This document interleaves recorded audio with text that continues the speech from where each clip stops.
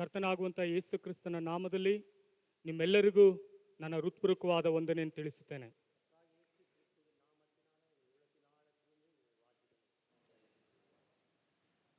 ಕರ್ತನು ನಮ್ಮ ಮಧ್ಯದಲ್ಲಿ ಯಾವಾಗಲೂ ಆತನು ಸಂಚರಿಸುವವನಾಗಿದ್ದಾನೆ. ಆತ ನಮ್ಮ ಮಧ್ಯದಲ್ಲಿ ಸಂಚರಿಸುವ ದೇವನು. அவர் நம்ம மத்தியிலே அசைவாடுகிற தேவனாய் இருக்கிறார்.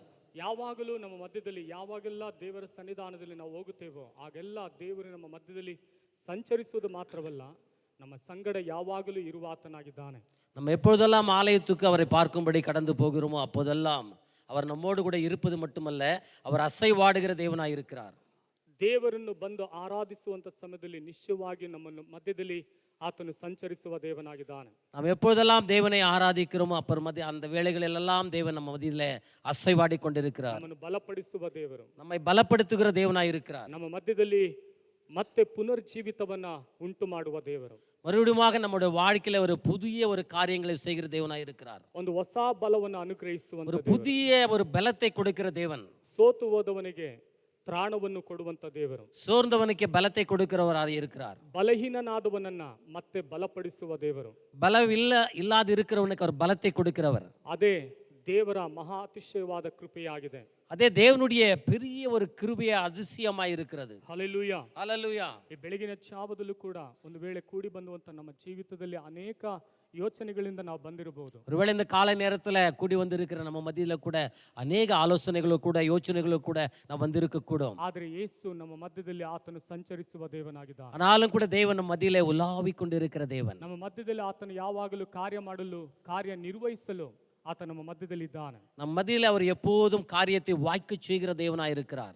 ಬೆಳಗಿನ ಜಾವದಲ್ಲಿ ದೇವರ ವಾಕ್ಯವನ್ನು ನಾವು ಗಮನಿಸೋಣ. இந்த காலை நேரத்தில் தேவனுடைய வசனத்துக்கு நேரா போவோம். ಇಬ್ರಿಯ ಬರೆದ ಪತ್ರಿಕೆ 11ನೇ ಅಧ್ಯಾಯ 6ನೇ ವಾಕ್ಯ ಓದಿಕೊಳ್ಳೋಣ. எபிரியர் 11ஆம் அதிகாரம் 6வது வசனத்தை பார்ப்போம். ಆದರೆ ನಂಬಿಕೆ ಇಲ್ಲದೆ ದೇವರನ್ನು ಮೆಚ್ಚಿಸುವುದು ಅಸಾಧ್ಯ. ದೇವರ ಬಳಿಗೆ ಬರುವವನು ದೇವರು ಇದ್ದಾನೆ ಮತ್ತು ತನ್ನನ್ನು ಹುಡುಕುವವರಿಗೆ ಪ್ರತಿಫಲವನ್ನು ಕೊಡುತ್ತಾನೆ ಎಂದು ನಂಬುವುದು ಅವಶ್ಯ. விசுவாசம் இல்லாமல் தேவனுக்கு பிரியமாய் இருப்பது கூடாத காரியம். ஏனென்றால் தேவனிடத்தில் சேருகிறவன் அவர் உண்டென்றும் அவர் தம்மை தேடுகிறவர்களுக்கு பலன் அளிக்கிறவர் என்று ವಿಶ್ವಾಸಿக்க வேண்டும். ಈ ಒಂದು ಶೀರ್ಷಿಕೆ, ಮನುಷ್ಯನೊಂದಿಗೆ ದೇವರೇ ಇಲ್ಲವೆಂದರೆ ಆತನು ಏನು ಮಾಡುವುದಕ್ಕಾಗದು. ಮನುಷ್ಯನೊಂದಿಗೆ ದೇವರು ಇರುವಾಗ ಎಲ್ಲವನ್ನೂ ಮಾಡಲು ಸಾಧ್ಯ. நாளிலே கொடுக்கப்பட்டதான ஒரு தலைப்பு, மனுஷனோடு தேவன் இல்லை என்றால் அவனால் எதையும் செய்ய முடியாது. மனுஷனோடு தேவன் இருக்கும்போது எல்லாவற்றையும் அவனால் செய்ய முடியும். ಈ ಒಂದು ವಾಕ್ಯಕ್ಕಾಗಿ ನಾವೆಲ್ಲರೂ ಕಣ್ಣುಗಳನ್ನು ಮುಚ್ಚಿ ದೇವರ ಸನ್ನಿಧಾನದಲ್ಲಿ ನಾವು ಪ್ರಾರ್ಥಿಸೋಣ. தலைப்புக்காக நம்ம தலைகளை தாழ்த்தி நம் தேவனை பார்ப்போம். ಎಲ್ಲರೂ ದೇವರ ಸನ್ನಿಧಾನದಲ್ಲಿ ನಮ್ಮನ್ನು ನಾವೇ ಸಂಪೂರ್ಣವಾಗಿ ಅರ್ಪಿಸೋಣ.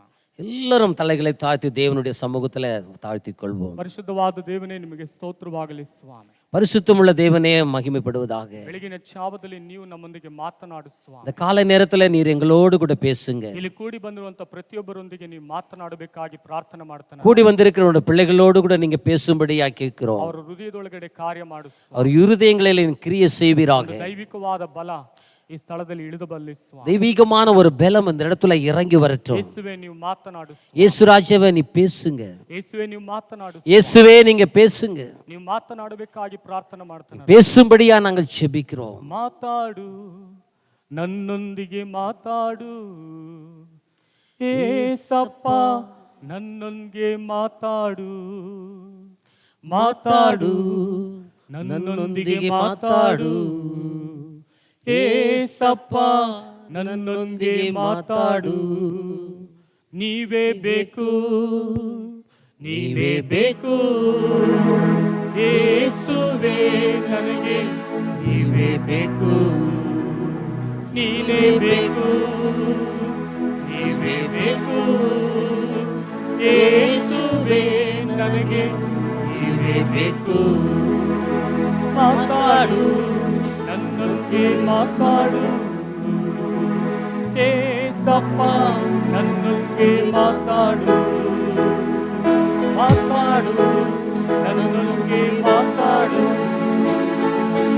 ಏಸಪ್ಪ, ನನ್ನೊಂದಿಗೆ ಮಾತಾಡು. ಹೃದಯ ತೆರೆದು ಮಾತಾಡಲು ಬೇಕು.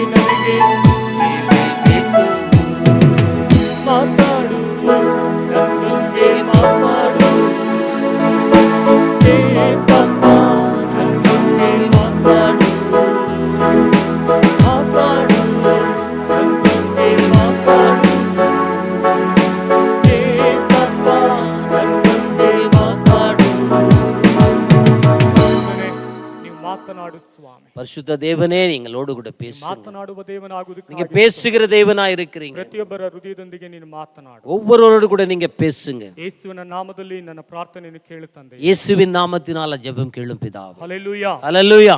ಎಲ್ಲರೂ ಕ್ಷೇಮವಾಗಿದ್ದೀರಾ? எல்லாரும் நன்றா இருக்கீங்களா? ಕರ್ತನು ನಿಮ್ಮನ್ನು ನಿಮ್ಮ ಕುಟುಂಬವನ್ನು ಆತನು ಅಭಿವೃದ್ಧಿಪಡಿಸಿ ಹೆಚ್ಚಿಸಲಿ. கர்த்தர் உங்களையும் உங்கள் குடும்பத்தையும் அவர் ஆசீர்வதித்து விருத்தி அடைய செய்வாராக.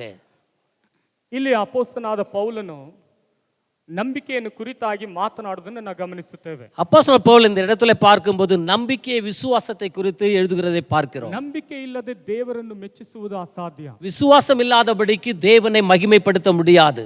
ಸತ್ಯದಲ್ಲಿ ನಾವು ಗಮನಿಸುತ್ತೇವೆ. ಆ ಒಂದು ಅಧ್ಯಾಯದಲ್ಲಿ 11ನೇ ಅಧ್ಯಾಯ ಪೂರ್ತಿಯಾಗಿ ನಾವು ಗಮನಿಸುವಾಗ ನಂಬಿಕೆಯ ವಿಷಯದಲ್ಲಿ ಅನೇಕ ದೇವ ಭಕ್ತರು ತಮ್ಮ ಜೀವಿತದಲ್ಲಿ ಹೇಗೆ ನಂಬಿಕೆ ಉಳ್ಳವರಾಗಿದ್ದರು, ಆ ನಂಬಿಕೆಯಿಂದ ಹೇಗೆ ಜಯಿಸಿದರು ಎಂಬುದಾಗಿ ಹೇಳಿ ನಾವು ಗಮನಿಸುತ್ತೇವೆ.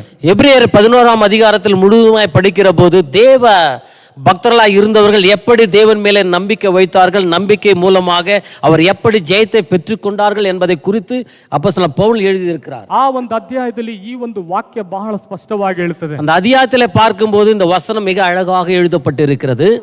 ಈ ಪ್ರಪಂಚದಲ್ಲಿ ಜೀವಿಸುತ್ತಿರುವಂತ ನಾವು ಏನೇ ಕಾರ್ಯ ಮಾಡಬೇಕಾದರೂ, ಏನೇ ಸಾಧನೆ ಮಾಡಬೇಕಾದರೂ ಯಾರ ಸಹಾಯವಿಲ್ಲದೆ ನಾವೇನು ಮಾಡುವುದಕ್ಕೆ ಸಾಧ್ಯನೇ ಇಲ್ಲ. இந்த உலகத்துல எதையாவது நாம் சாதிக்க வேண்டும், ஜீவிக்க வேண்டும், எதையாவது செய்ய வேண்டும் என்று சொல்லி யோசிக்கிறவர்கள் எந்த ஒரு உதவி இல்லாதபடிக்கு எதையும் செய்து முடிக்க முடியாது. ಅನೇಕ ಮನುಷ್ಯನು ನೆನೆಸುತ್ತಾನೆ, ನಾನೇ ಎಲ್ಲ ಮಾಡಿಕೊಳ್ಳುತ್ತೇನೆ. அநேகர் நினைக்கிறாங்க என்னால முடியும், நான் ஒருவனாலே அதை செய்து முடிக்க முடியும் என்று ನಾನು சொல்லி, ಸಾಧಿಸುತ್ತೇನೆ, நான் அதை சாதிப்பேன் என்று சொல்லி, ಯಾರ ಸಹಾಯವಿಲ್ಲದಂತೆ ನಾನು ನಡೆಯುತ್ತೇನೆ, எவருடைய உதவியும் இல்லாதபடிக்கு நான் செய்வேன் என்று சொல்லி. ಈಗಿನ ಕಾಲದ ಮಕ್ಕಳ ಜೀವಿತವನ್ನು ಗಮನಿಸಿ ನೋಡುವಾಗ ನನ್ನ ಭವಿಷ್ಯ ನಾನು ನೋಡ್ಕೊಳ್ತೀನಿ. இந்த காலத்தில் இருக்கிற பிள்ளைகளை பார்க்கும்போது என்னுடைய எதிர்காலத்தை வாழ்க்கையை குறித்து நான் செய்து முடிப்பேன் என்று சொல்லுகிறாங்க. ನನ್ನ ಜೀವನ ನಾನು ನೋಡ್ಕೊಳ್ತೀನಿ, என்னுடைய வாழ்க்கையை நான் பார்த்துக் கொள்வேன் என்று சொல்லுகிறாங்க. ನೀವು ಇದರಲ್ಲಿ ತಲೆ ಇಡಬೇಡಿ, நீங்க இதுல தலை போடாதீர்கள் என்று சொல்லுகிறாங்க. ನೀವೇನು ಮಾತನಾಡೋದಕ್ಕೆ ಹೋಗಬೇಡಿ, அதை குறித்து எதுவும் பேசாதீங்க என்று சொல்றாங்க. ಎಂಬುದಾಗಿ ಹೇಳಿ ಅನೇಕರು ಇವತ್ತಿನ ದಿನದಲ್ಲಿ ಕೆಲವೊಂದು ಕುಟುಂಬಗಳಲ್ಲಿ ವಾದ ವಿವಾದಗಳು ನಡೆಯುತ್ತೆ. இப்படியா சொல்கிறதான குடும்பங்களில் அநேக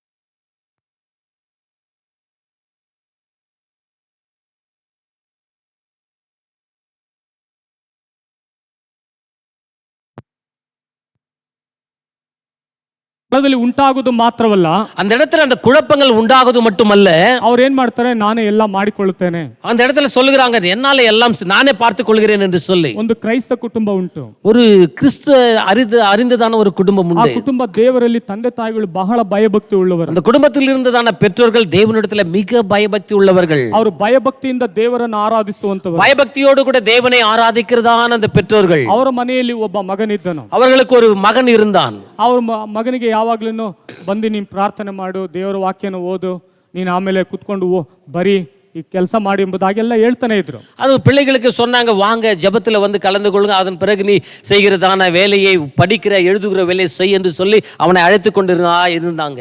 ಆ ರೀತಿಯಾಗಿ ಹೇಳ್ತಿರುವಂತ ಸಮಯದಲ್ಲಿ ಆ ಹುಡುಗ ಇದ್ದಕ್ಕಿದ್ದಾಗೆ ನಾನು ಓದಿಲ್ಲ ಅಂತ ಹೇಳಿದ್ರೆ ದೇವ್ರು ಬಂದು ಬರ್ದ್ಬಿಡ್ತಾರ?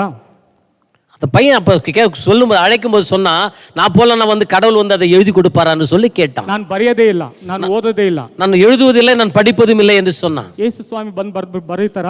நான் படிக்காத போது இயேசு கிறிஸ்து வந்து அதை எழுதி கொடுக்கிறாரா, படிக்கிறாரா என்று சொல்லி கேட்டான். ನಾನು ಓದ್ತೀನಿ, ನಾನು ಬರಿತೀನಿ, ನನ್ನ ಬಗ್ಗೆ ನೀನು ಬಿಟ್ಬಿಡಿ, ನಾನು ಪ್ರಾರ್ಥನೆ ಮಾಡಿ ಅದು ಇದು ಅಂತ ಹೇಳ್ಬೇಡಿ ಅಂತೇಳಿ ಅವನು ಮನೆಯಲ್ಲಿ ಜೋರಾಗಿ ಗಲಾಟೆ ಮಾಡ್ತಾ ಇದ್ದ. நான் எழுதுவதை குறித்து படிப்பதை குறித்து கவலைப்பட வேண்டாம், நான் பார்த்துக் கொள்கிறேன் சொல்லி அந்த குடும்பத்தில் அவன் வந்து ஒரு பிரச்சனை பண்ணி கொண்டிருந்தான். ಈ ರೀತಿಯಾಗಿ ಅವನು ಸಮಸ್ಯೆಗಳನ್ನ ಮಾಡಿಕೊಳ್ತಾ ಇದ್ದ. இப்படியாக அந்த குடும்பத்தில் அவன் பிரச்சனைகளை உண்டு பண்ணி கொண்டிருக்கிற வேளையில ಅವನು ಹೇಳುತ್ತಿರುವಂತ ಮಾತುಗಳಂತ ಹೇಳಿದ್ರೆ ನಾನೇ ಮಾಡಿಕೊಳ್ಳುತ್ತೇನೆ, அவன் சொன்ன காரியம் என்ன, நானே பார்த்துக் கொள்கிறேன். ದೇವರಿಲ್ಲ ಅಂದ್ರೂ ಕೂಡ ನಾನು ಮಾಡಿಕೊಳ್ಳುತ್ತೇನೆ, கடவுள் இல்லை என்று சொன்னாலும் கூட அதை நான் பார்த்துக் கொள்கிறேன். ನಾನು ಬೇಕಾವಂತ ನಾನು ಓದ್ಕೊಳ್ತೀನಿ, ನಾನು ಎಲ್ಲಾ ಕೆಲಸ ಮಾಡ್ತೀನಿ, ಇದ್ರ ಬಗ್ಗೆ ನೀವು ಚಿಂತೆ ಮಾಡಬೇಡಿ ಎಂಬುದಾಗಿ ಹೇಳಿ ತಂದೆ ತಾಯಿಗಳಿಗೆ ಕಾರ್ಯಗಳಿಗೆ ಯಾವಾಗಲೂ ಜೋರು ಮಾಡ್ತಲೇ ಇದ್ದನು. எனக்கு நானே அதை செய்து கொள்ள முடியும், நானே செய்து கொள்கிறேன் என்று சொல்லி அந்த காரியத்தை கொண்டு தகப்பனுக்கும் தாய்க்கும் அவன் வந்து பிரச்சனை பண்ணுகிறவனாக காணப்பட்டு ಆದ್ರೆ கொண்டிருந்தான். ಅವರ ತಂದೆ ತಾಯಿ ಆತನಿಗೋಸ್ಕರ ಅನುದಿನವೂ ಪ್ರಾರ್ಥನೆ ಮಾಡ್ತಾರೆ. ஆனாலும் கூட அந்த பெற்றோர்கள் அந்த மகனுக்காக அனுதினமும் ஜெபித்துக் கொண்டிருந்தாங்க. ಅನೇಕ ವರ್ಷಗಳವರೆಗೂ ಪ್ರಾರ್ಥನೆ ಮಾಡ್ತಾನೆ ಇದ್ರು. அநேக வருடங்களாக அந்த மகனுக்காக ஜெபித்துக் கொண்டிருந்தாங்க. ಅವನಿಗೆ ಹೇಳಿ ಹೇಳಿ ನೋಡಿದ್ರು, ಆದ್ರೆ ಆತನು ಬದಲಾಗದೆ ಕಾಣಿಸ್ತಾ. சொல்லி சொல்லி பார்த்தாங்க, ஆனாலும் கூட அவனிடத்துல எந்த ஒரு வித்தியாசத்தும் காணப்பட முடியவில்லை. ಅವನು ಬೆಳೆದು ಬಂದನು. அவன் வளர்ந்து கொண்டே இருந்தான். ಅವನಿಗೆ ಒಂದು ಬ್ಯಾಂಕ್ ಕೆಲಸದಲ್ಲಿ ಅವನಿಗೆ ಕೆಲಸ ಸಿಕ್ತು. அவனுக்கு ஒரு பேங்க்ல ஒரு நல்ல வேலை கிடைத்தது. ಅವನು ಮ್ಯಾನೇಜರ್ ಪೋಸ್ಟ್ ಆಗಿ ಹೋದ. அந்த இடத்துல ஒரு மேனேஜராக அவன் நியமிக்கப்பட்டான். ಅವನು ಹೇಳ್ದ, ನೋಡಿ ನನಗೆ ದೇವ್ರು ಇಲ್ಲ ಅಂದ್ರೂ ನನಗೆ ಎಂತ ಕೆಲಸ ದೇವ್ರು ನನಗೆ ಕೊಟ್ಟಿದ್ದಾರೆ. அவன் சொன்னான், பாருங்க எனக்கு தேவனுடைய துணை இல்லாதபடிக்கும் எனக்கு இப்ப பெரிய வேலையை கொடுத்திருக்காங்க. ನನಗೆ ಕೆಲಸ ಇಲ್ಲ ಅಂದ್ರೂ ನನಗೆ ದೇವರು ನನಗೆ ಕೆಲಸ ಅವರು ನಾನು ಓದಿದ್ರ ನಿಮಿತ್ತವಾಗಿ, ನನ್ನ ಜ್ಞಾನದ ನಿಮಿತ್ತವಾಗಿ, ನನ್ನ ಆಲೋಚನೆಯ ನಿಮಿತ್ತವಾಗಿ, ನಾನು ಆ ಒಂದು ಸ್ಥಳದಲ್ಲಿ ಅಧಿಕವಾದ ಅಂಕವನ್ನು ತೆಗೆದುಕೊಂಡದ ನಿಮಿತ್ತವಾಗಿ ನನಗೆ ಉತ್ತಮವಾದ ಕೆಲಸ ಸಿಕ್ಕಿದೆ ಎಂಬುದಾಗಿ ಹೇಳಿ ಆ ತಂದೆ ಹತ್ರ ತಾಯಿ ಹತ್ರ ಹೇಳ್ಕೊಳ್ತಾ ಇದ್ದನು. பாருங்க, நான் படித்தது நிமித்தம், நான் எழுதின நிமித்தம், நான் வாங்கின மார்க் நிமித்தம், எனக்கு இருந்த ஞானத்தின் நிமித்தமாக எனக்கு பெரிய வேலை கொடுத்திருக்காங்கன்னு சொல்லி பெற்றோரிடத்தில் அப்போது அவன் விவாதித்துக் கொண்டிருந்தான். ಆದ್ರೂ ಕೂಡ ತಂದೆ ತಾಯಿ ಏನು ಮಾತನಾಡಿಲ್ಲ. ஆனாலும் கூட பெற்றோர்கள் அதை குறித்து அவனிடத்துல எந்த ஒரு வாதமும் செய்யவில்லை. ಒಂದು ಮಾತನ್ನು ಹೇಳಿದ್ರು, ஒரே ஒரு வார்த்தை கூட, ಒಂದು ಮಾತನ್ನ ಹೇಳಿದ್ರು. ஒரு வார்த்தை அவங்க சொன்னாங்க, ಒಂದು ದಿನ ಬರುತ್ತೆ, ஒரு நாள் வருகிறது, ಅವಾಗ ನೀನು ದೇವರ ಸಹಾಯವನ್ನು ಕೇಳ್ತೀಯ, அப்போது நீ தேவனுடைய உதவியை கேட்பாய் என்று சொன்னாங்க. ನಿನಗೆ ಸಮಸ್ಯೆ ಬರುವವರೆಗೂ ನಿನಗೆ ಏನು ಗೊತ್ತಾಗುವುದಿಲ್ಲ. உனக்கு பிரச்சனை உண்டாகாத வரையில உனக்கு எதுவும் தெரியாது. ತನ್ನನ್ನು ಕುರಿತು ತನ್ನ ಸಾಕ್ಷಿಯನ್ನು ಕುರಿತು ಮಗನಿಗೆ ಹೇಳಿದ್ರು ಕೂಡ ಆತನು ಕೇಳುವಂತ ನಿಟ್ಟಿನಲ್ಲಿರಲಿಲ್ಲ. பெற்றோருடைய சாட்சியை குறித்து கூட மகனுக்கு சொன்னாலும் கூட அவனிடத்துல எந்த ஒரு மாறுதலும் காணப்படவில்லை. ಇವತ್ತಿನ ದಿನದಲ್ಲಿ ಅನೇಕ ಜನರು ಅದೇ ರೀತಿಯಾಗಿನೇ ದೇವರಿಲ್ಲ ಅಂದ್ರೆ ನಾನು ಏನ್ ಬೇಕಾದ್ರೂ ಸಾಧಿಸ್ತೀನಿ ಎಂಬುದಾಗಿ ಹೇಳುವಂತವರು ಇದ್ದಾರೆ. இந்த நாளில கூட அநேகர் தேவன் இல்லை என்றாலும் கூட என்னால சாதிக்க முடியும் என்று சொல்லி வாதிக்கிறவர்கள் இருக்கிறாங்க. ಮನುಷ್ಯನು ಇವತ್ತಿನ ದಿನದಲ್ಲಿ ದೇವರೇ ನನಗಿಲ್ಲ ಅಂತ ಹೇಳಿದ್ರೆ ನಾನು ಏನ್ ಬೇಕಾದ್ರೂ ಮಾಡ್ತೀನಿ ಎಂಬುದಾಗಿ ಹೇಳುವಂತವರು ಇದ್ದಾರೆ. தேவன் இல்லை என்றாலும் கூட நான் எதையும் செய்ய முடியும் என்று சொல்கிறவர்கள் இந்த நாளில கூட உண்டு. ಕೆಲವು ನಾಸ್ತಿಕರು ಇದ್ದಾರೆ. இந்த நாளில கூட தேவனை அறியாத, தேவன் இல்லை என்று சொல்கிறவர்கள் கூட ಉಂಟು. ಆ ನಾಸ್ತಿಕರು ಕೂಡ ದೇವರೇ ಇಲ್ಲ ಎಂಬುದಾಗಿ ಹೇಳುವಂತ ನಾನು ಏನ್ ಬೇಕಾದ್ರೂ ಮಾಡ್ತೀನಿ ಎಂಬುದಾಗಿ ಹೇಳುವಂತವರು ಇದ್ದಾರೆ. தேவன் இல்லை என்று சொல்கிறத நாஸ்திக ஜனங்கள் கூட சொல்றாங்க என்னால முடியும் என்று. ನಾನು ಬೈಬಲ್ ಕಾಲೇಜಲ್ಲಿ ಓದುವಾಗ ಒಬ್ಬ ನಾಸ್ತಿಕನು ನನ್ನ ಜೊತೆಯಲ್ಲಿ ಓದ್ತಾ ಇದ್ದನು. போதகர் அந்த இடத்துல பைபிள் காலேஜில் படிக்கிறதான வேளையில கூட அங்க ஒரு நாஸ்திகன் இருந்தான். ಅವ್ನು ದೇವ್ರು ನನಗಿದ್ರೆ ನನ್ನನ್ನು ಕಾಪಾಡಲಿ ಎಂಬುದಾಗಿ ಏನ್ ಮಾಡ್ದ, ಅವನು ಹೋಗಿ ಕೈನಲ್ಲಿರುವಂತ ನಾಡಿನ ಬ್ಲೇಡಿನಿಂದ ಕುಯ್ದುಕೊಂಡು ಅವನು ರೆಸ್ಟ್ ರೂಮ್ ಒಳಗಡೆನೆ ಇದ್ದಾನೆ. இவரோடு கூட படித்துதான் அந்த சகோதரர் சொன்னாங்க, கடவுள் இருப்பார் ஆனால் என்று சொல்லி என்னை காப்பாற்ற என்று சொல்லி பிளேட் எடுத்து அந்த நரம்பை அறுத்து கொண்டான். ಅವನು ಬ್ಲೇಡಿನಿಂದ ಕುಯ್ದುಕೊಂಡು ಆ ಸ್ಥಳದಲ್ಲೇ ಇದ್ದಾನೆ. அவன் அந்த நரம்பை பிளேடினால அவன் அறுத்து கொண்ட நிமித்தம் அதே இடத்துல கூட அவன் இருந்தான். ಹೋಗ್ತಾನೆ ಇದೆ, ரத்தம் அங்கு போய்கொண்டே இருக்கிறது.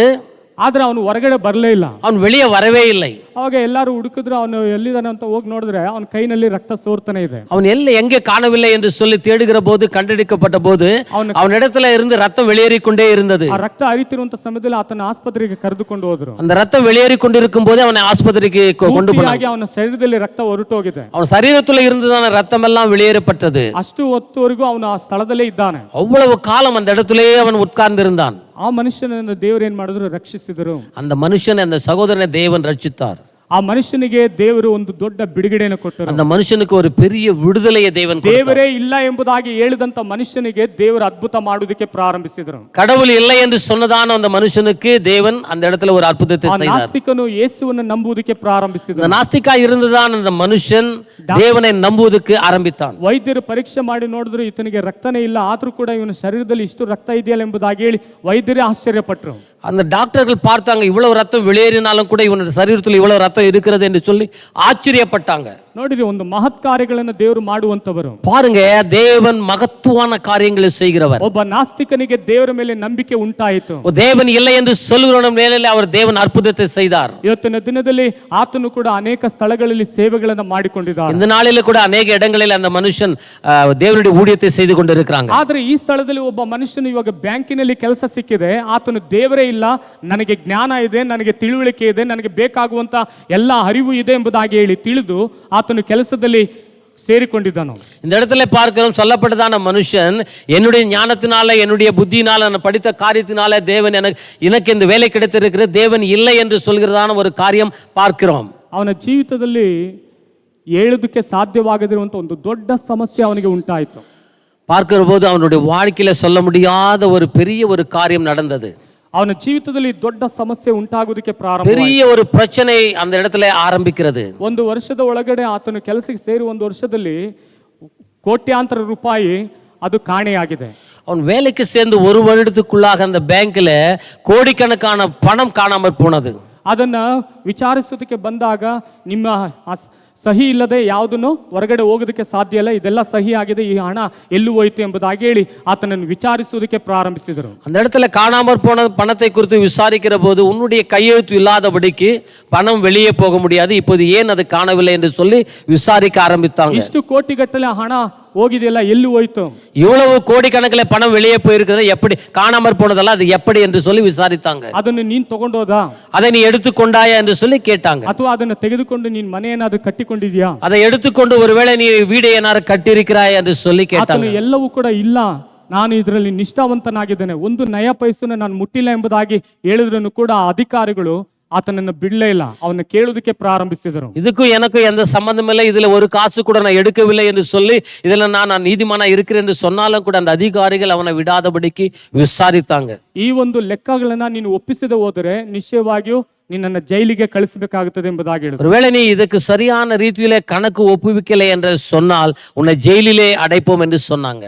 ನೋಡ್ರಿ, ಅವನಿಗೆ ಇವಾಗ ಭಯ ಉಂಟಾಯಿತು. பாருங்க, இந்த வேளையில அவனுக்கு ஒரு பயம், ಇವಾಗ ದುಃಖ ಅವನನ್ನು ಆವರಿಸಿಕೊಳ್ಳಿತು. அவனுக்கு ஒரு துக்கம் அவனை ஆவரித்துக் கொண்டது. ಬಹಳ ಇಕ್ಕಟ್ಟಿನಲ್ಲಿ ಸಿಕ್ಕಿಕೊಂಡನು. இடுக்கமான ஒரு காரியம் அவனுக்கு நேர்பட்டது. ಅದರಿಂದ ಬಿಡುಗಡೆ ಬರುವುದಕ್ಕೆ ಸಾಧ್ಯನೇ ಇಲ್ಲ ಎಂಬುದಾಗಿ ಹೇಳಿ ನೆನೆಸಿಕೊಂಡು ಬಹಳ ದುಃಖದಿಂದ ಅಳುತ್ತಾ ಇದ್ದ. அந்த இடுக்கத்தில் இருந்து அவன் வெளியே வர முடியாதபடிக்கு துக்கத்தோடு அழுது கொண்டிருந்தான். ಅವನು ಬ್ಯಾಂಕಿನಿಂದ ಮನೆಗೆ ಬರುವಾಗ ಅವರ ತಂದೆ ತಾಯಿ ಆತನನ್ನು ಗಮನಿಸಿದರು. அவன் பேங்க்ல இருந்து வேலை முடித்து வீட்டுக்கு வரும்போது அவன் பெற்றோர்கள் அவனை கவனித்தாங்க. ಅವನ ಕೇಳಿದ್ರು, ಯಾಕೆ ಇವತ್ತಿನ ದಿನದಲ್ಲಿ ನಿಮ್ಮ ಮುಖ ಸಪ್ಪಗಿದೆ ಎಂಬುದಾಗಿ ಕೇಳಿದ್ರು. ஏன் இந்த நாளிலே உன் முகம் வாடி போய் இருக்கிறது என்று சொல்லி கேட்டாங்க. ಅವನು ಜೋರಾಗಿ ಮಾತನಾಡಿ, ಏನಿಲ್ಲ ಬಿಡಿ, ನಿಮಗೆ ನಿಮ್ ಕೆಲಸ ನೀವೇನಿದೆಯೋ ಅದನ್ನ ನೋಡ್ಕೊಳ್ಳಿ ಎಂಬುದಾಗಿ ಹೇಳಿದ್ರು.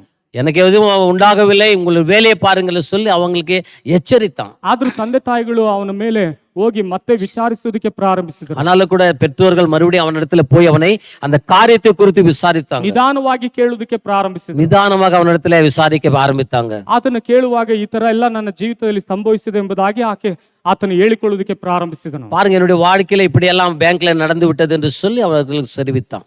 ಪ್ರಾರ್ಥನೆ ಮಾಡೋಣ, ದೇವರ ಮೇಲೆ ನಂಬಿಕೆ ಇಡು ಅಂತ ಹೇಳಿದ್ರೆ ನಾವು ಕೂಡ ಇವಾಗ ದೇವ್ರು ಬಂದು ನನಗೆಲ್ಲಾ ಕಾರ್ಯ ನೆರವೇರಿಸ್ಬಿಡ್ತಾರ ಎಂಬುದಾಗಿ ಹೇಳಿ ಮತ್ತೆ ಹೊರಟಾಗಿ ಮಾತನಾಡುವುದಕ್ಕೆ ಪ್ರಾರಂಭಿಸಿದನು. சமாதானமாக இரு, ஜெபத்துல தேவனிடத்துல நாம் ஜெபிப்போம் என்று சொல்லி பெற்றோர்கள் கூறுகிற போது கூட இந்த காரியத்திலே தேவன் எனக்கு ஒரு விடுதலை கொடுப்பார் என்று சொல்லி மறுபடியும் அவன் கோபப்பட்டான். ಅವನು ಕೋಪದಿಂದ ಉತ್ತರ ಕೊಡುವುದಕ್ಕೆ ಪ್ರಾರಂಭಿಸಿದನು. அவன் கோபத்தோடு கூட பதிலை கொடுக்கிற ஒரு மனுஷனாய் காணப்பட்டான். ಆದ್ರೆ ಅವನು ಕೋಪದಿಂದ ಉತ್ತರನ್ನು ಕೊಟ್ಟರೂ ಕೂಡ ಅವ್ರ ತಂದೆ ತಾಯಿಗಳು ನಿಧಾನವಾಗಿ ಆತನೊಂದಿಗೆ ಮಾತನಾಡಿದರು. கோபத்தோடு மகன் பேசினாலும் கூட பெற்றோர்கள் நிதானத்தோடு அவனோடு கூட பேசினாங்க. ನೀವು ಪ್ರಾರ್ಥನೆಗೆಲ್ಲ ಕರಿಬೇಡಿ, ನೀವು ನನಗೋಸ್ಕರ ಪ್ರಾರ್ಥನೆ ಮಾಡೋಗಿದ್ರೆ ನೀವು ಮಾಡೋಗಿ ಎಂಬುದಾಗಿ ಹೇಳಿ ಕಳಿಸಿದನು. என்ன ஜெபத்திற்கெல்லாம் அழைக்காதீங்க, ஜெபிப்பதென்றால் நீங்க போய் தனியா ஜெபிங்கன்னு சொன்னான். ನೋಡಿ, ಅವ್ರ ತಂದೆ ತಾಯಿಗಳು ಹೊರಗಡೆ ಬಂದ್ರು. பெற்றோர்கள் வெளியே வந்து ಅವನಿಗೋಸ್ಕರ ಪ್ರಾರ್ಥನೆ ಮಾಡ್ತಾ ಇದ್ರು. அவனுக்காக பாரத்தோடு ஜெபிக்க ஆரம்பித்தாங்க. ಮರುದಿನ ಒಂದು ಪತ್ರದಲ್ಲಿ ಅವನು ಬರ್ದಿದ್ದ. மறுநாள்ல பார்க்கும்போது அவன் பேப்பர்ல ஒரு காரியத்தை எழுதியிருந்தான். ಇನ್ನು ನಾನು ಜೀವನದಲ್ಲಿ ನಾನು ಬದುಕೋದಿಲ್ಲ, இனிமேல் என்னுடைய வாழ்க்கையை நான் முடித்துக் கொள்கிறேன் என்று சொல்லி நான் வாழ விரும்பவில்லை சொல்லி எழுதினான். ನಾನು ಆತ್ಮಹತ್ಯೆ ಮಾಡಿಕೊಳ್ಳುತ್ತೇನೆ ಎಂಬುದಾಗಿ ಆ ಪತ್ರದಲ್ಲಿ ಬರ್ದನು. நான் தற்கொலை செய்து கொள்ள போகிறேன் என்று சொல்லி ಅವன் ಕೈಪಡ ஒரு ಕಡಿತத்தை எழுதினான். ಬ್ಯಾಂಕಿನಲ್ಲಿ ನಡೆದಂತ ಹಣದ ವ್ಯವಹಾರಕ್ಕೂ ಇದಕ್ಕೂ ನನಗೆ ಯಾವ ಸಂಬಂಧನೂ ಇಲ್ಲ, ಆದ್ರೂ ನನ್ನ ಮೇಲೆ ಈ ಒಂದು ಆರೋಪ ಹೊರಿಸಿದರಲ್ಲ, ಈ ಆರೋಪದ ನಿಮಿತ್ತವಾಗಿ ನನಗೆ ಬದುಕುವುದಕ್ಕೆ ನನಗೆ ಯಾವುದೇ ರೀತಿಯಾದ ಇದಿಲ್ಲ ಎಂಬುದಾಗಿ ಹೇಳಿ, ಬೇಸರ ಎಂಬುದಾಗಿ ಹೇಳಿ ಆತನು ಹೇಳಿದನು. பேங்க்ல திருடு போனத பணத்திற்கும் எனக்கும் எந்த ஒரு சம்பந்தம் இல்லை, ஆனாலும் கூட என்ன தொடர்பு படுத்துறாங்க. அதனால் அது